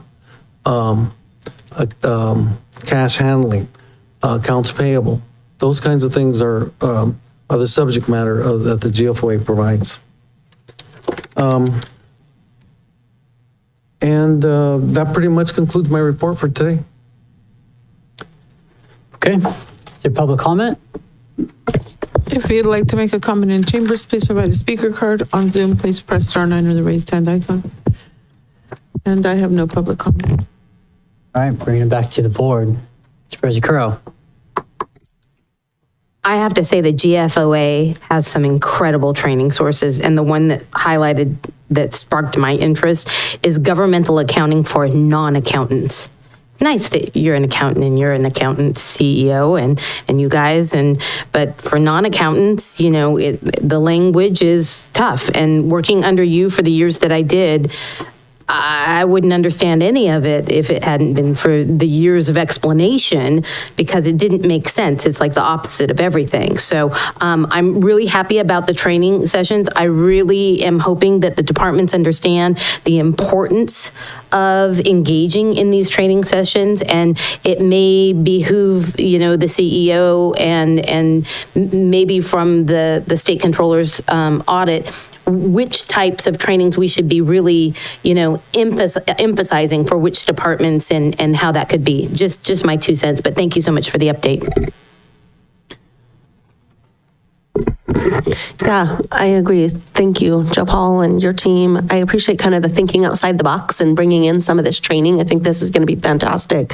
One of the questions that I have, though, is have we done any type of survey to like some of the fiscal staff that we have here that's in charge of some of these different whether it's the schedule of federal awards or whatever it is that they have to deal with, but kind of the people that are doing the fiscal reporting for their departments, to identify kind of what their needs are, you know what I mean? So that we can come up with providing trainings that are going to be most impactful for kind of what their needs are. Do we kind of know where the needs are the most? And if we haven't done that yet, maybe after one of these trainings or something, we can do kind of a pre and post survey just to kind of see how it's going, to really track our effectiveness, and then what additional trainings we should be focusing on in the future. But I'm really excited about kind of where we're headed. I think we're headed on the right path. And I think that I'm hoping we just get stronger and stronger, and that you get the help and the timeliness of the items that you need in a much better, much more timely fashion, because I know it's incredibly hard. You guys are waiting on things, and so I think we're starting to work much better as a team, it appears. And so I really appreciate your report today. I'm excited about the training opportunities, and I just think in the future we should consider potentially surveying kind of what the needs are of our fiscal team. I think that's a good idea. Currently, the way we're organized is that one of the auditor accountants is assigned to each of the departments. so that they are the contact person for any questions that they may have or issues or, that would, that's how they would, these questions would be answered. But I think it's a good idea to talk about topics in general that we might want to bring in, training in for that. See ya. Yes, I would like to, and that's a conversation that I have pending with Joe. We have been in communication lately, frequently, regarding what we need to do in order to comply with certain items. One of the challenges that the department are having, and my staff as well, is understanding POs, encumbrances, because it was not implemented for many years, and now the auditor's office is trying to implement. It kind of like drags people back because they don't fully understand encumbrances. We understand it, but now it's being implemented, and it's hard for the staff and the departments to understand that. So I would like, if it's possible, to have a workshop for everybody to understand how POs, purchase orders work, how encumbrances work, so they have a big picture where in the budget is located, and so they can see the big picture and have a better understanding. The other portion too is the ERP system.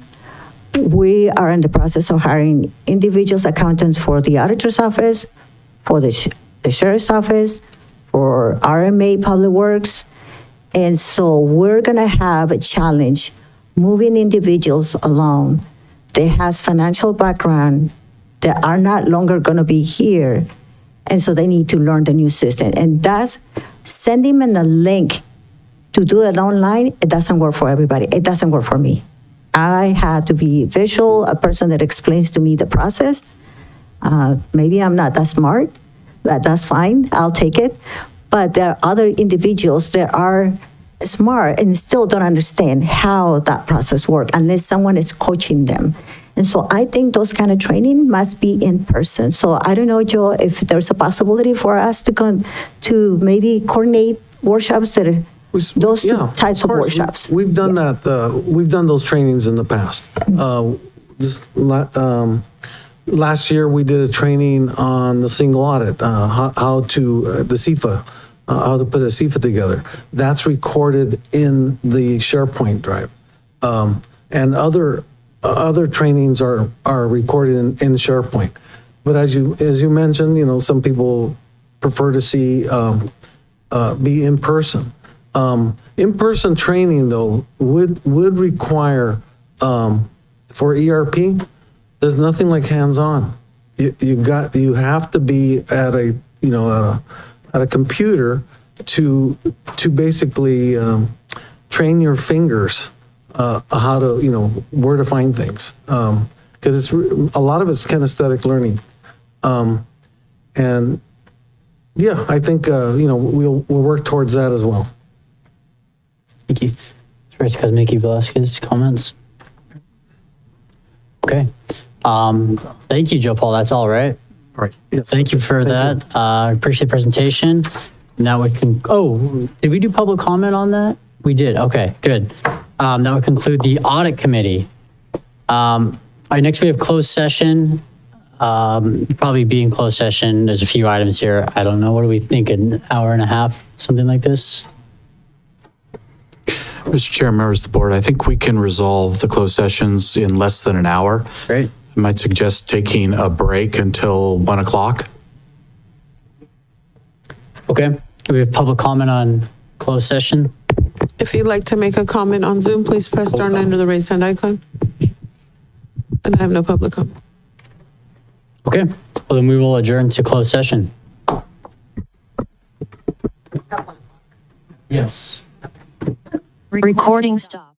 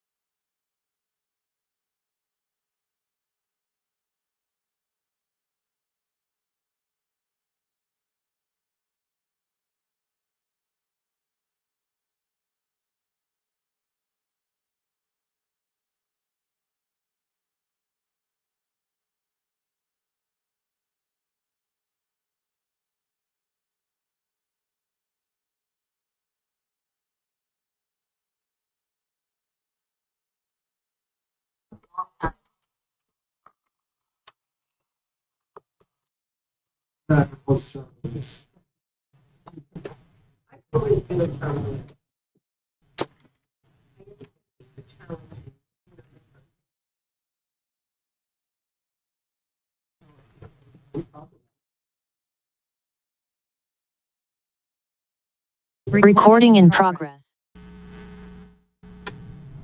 All right, we are back from closed session. County Council, is there reportable action? Thank you, Mr. Chair, members of the Board of Supervisors. The board, having met in closed session, as to items 4.1 through 4.7 this afternoon, there is no reportable action. Thank you. Thank you. Next is future agenda items. 5.1, I don't think we have any future agenda item requests. So is there public comment on the item itself on the list? If you'd like to make a comment on Zoom, please press star 9 or the raised hand icon. I have no public comment. Okay. That concludes the agenda, and we are now adjourned until the next meeting of February 24th.